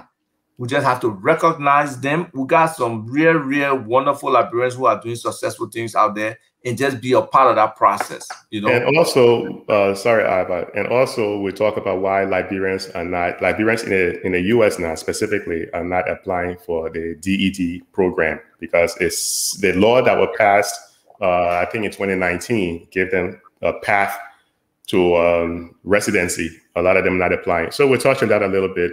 Talk about the COVID vaccine that was expected in Liberia, but also talk about how the efficacy of the vaccine, the strength of this vaccine only lasts, from what I'm hearing now, it starts to lose its strength after 6 months or so. Yeah, you need boosters. The whole booster issue is coming up. Right. So we can. In the US now, I was watching something briefly where they talk about the Delta variant and how it ain't got any respect for the vaccine out here now. So yeah, but the challenge is we only able to vaccinate 1% of our population. What's the chance we're going to have booster, right? So we'll touch on that as well. There were issues with Musa Dean and some other people. We'll talk about that. And we'll talk some of the good things, like Yale University receiving $15 million to develop a program with University of Liberia. I don't know how many people heard about that. But yeah, those are some of the things that we'll talk about as well. So yeah. Gentlemen, thank you so much. We gotta go. We gotta go. Yep. All right. Back here next week, and guys, you can look up Isaac and Larry on People's TV and other platforms, and they'll probably share the video in the Costa Show. And we expect you out there one of these days, Costa. Come hang out with us. Yeah, I will. Henry, let me see if I can just share on this screen the flyer, because I don't think people have seen our flyer. Just so they can know. Remember, and go follow. Yeah, so they can know when they see it out of the corner of their eyes, they can recognize it as Isaac and Larry over there. People's TV. Oh my God. Monday guy is saying we have someone running the 200 meters. I think it's Emmanuel. Is it Emmanuel Matadi? Someone will be running. Yeah, so we have somebody. Pay attention Saturday. Support Liberia. Yeah, we got never won any medal before ever in the Olympic. Right. We don't invest in building our Olympic platform. We raise, like everything else. We raise money through grants. Does Matadi run professionally, or is he just? No, he was. I'm not sure he run professionally, but I know he was an NCAA champion. He received a lot of recognition from the NCAA. Very, very powerful runner. And I think we have the Liberian women competing either on Monday or Tuesday. Oh yeah, no, but that kid, Joseph Famule, he's dynamite. All right. That's their flyer. Yeah, that's the flyer right here. Honorable P. Mike Jury, he's the representative of District 1 in Maryland County. He will be our guest. And our show is basically called the Weekly Wrap-Up with Isaac and Larry. Huh? I know this guy existed. Exactly. I didn't know he existed either. But let's see where he can. Let's see what he can offer the Liberian people, you know, because we really put him to the test. There's some critical issues that have been going on in our legislature, and hopefully we'll hear from him positively. So yeah, we're going to be on Sam TV, we're going to be on Brush FM, and we're looking to expand to other platforms as well. But if you got the time, stop by 5 p.m. on Saturday and let's talk. We give a segment there where we get calls in, both on the ground with our man Joshua, who's in the studio there at Brush FM and Sam TV, and then be able to take calls from ourselves here in the US. So and hopefully very soon I'll be taking calls in the studio from Liberia as well.